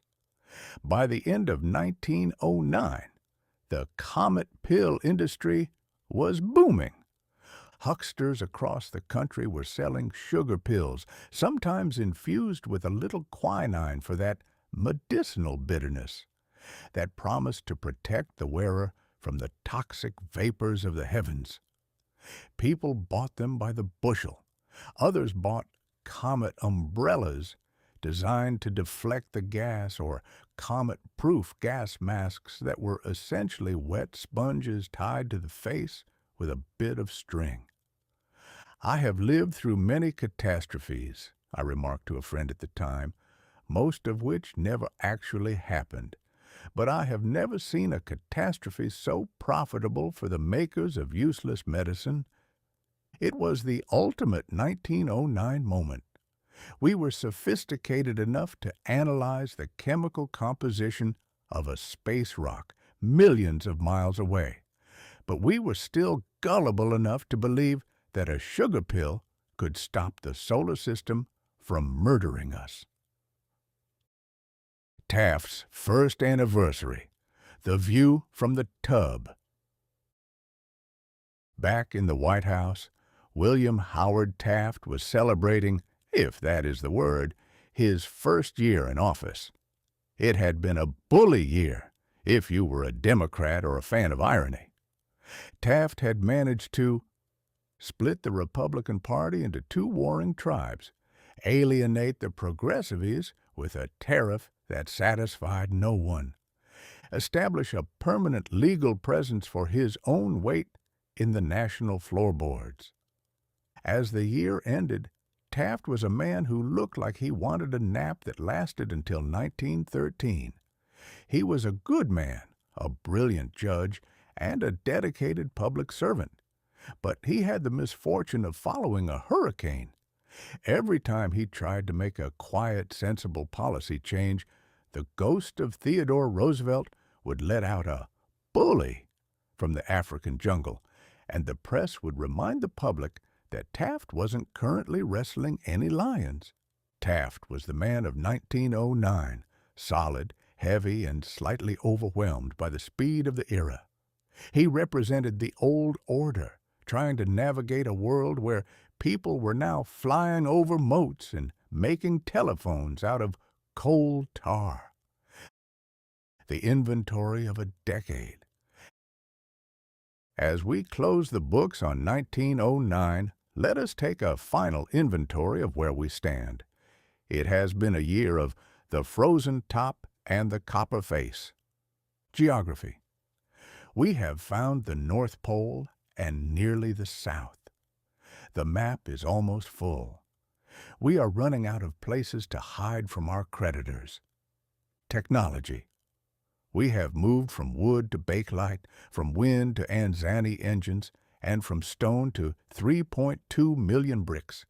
The world is getting louder, smoother, and much harder to biodegrade. Society. The NAACP is born. The Scouts are tying knots, and the Girl Guides are realizing they don't need permission to be competent.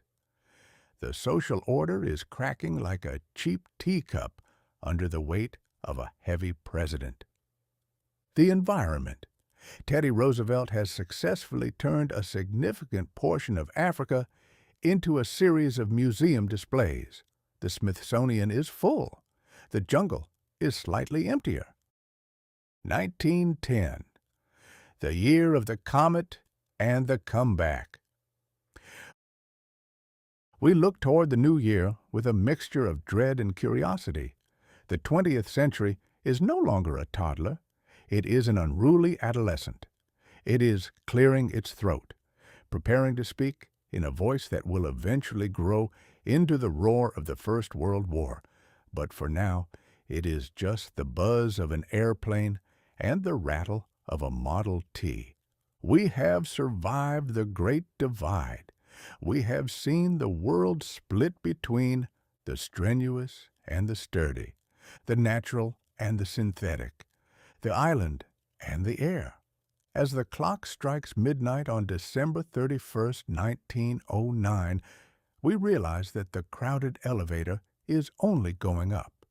We are packed in tight with our inventions, our scandals, and our comet pills, waiting to see what happens when the doors open on the next decade.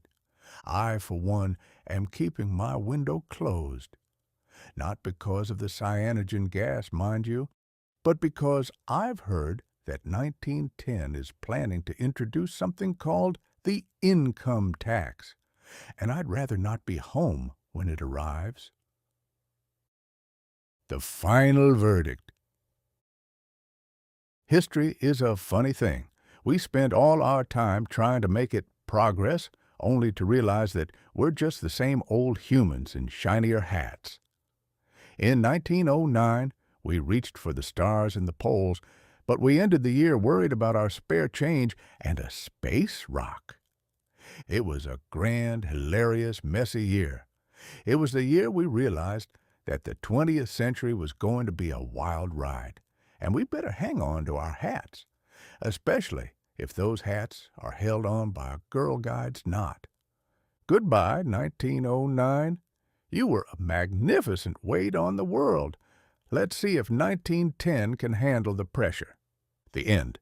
This has been Mark Twain.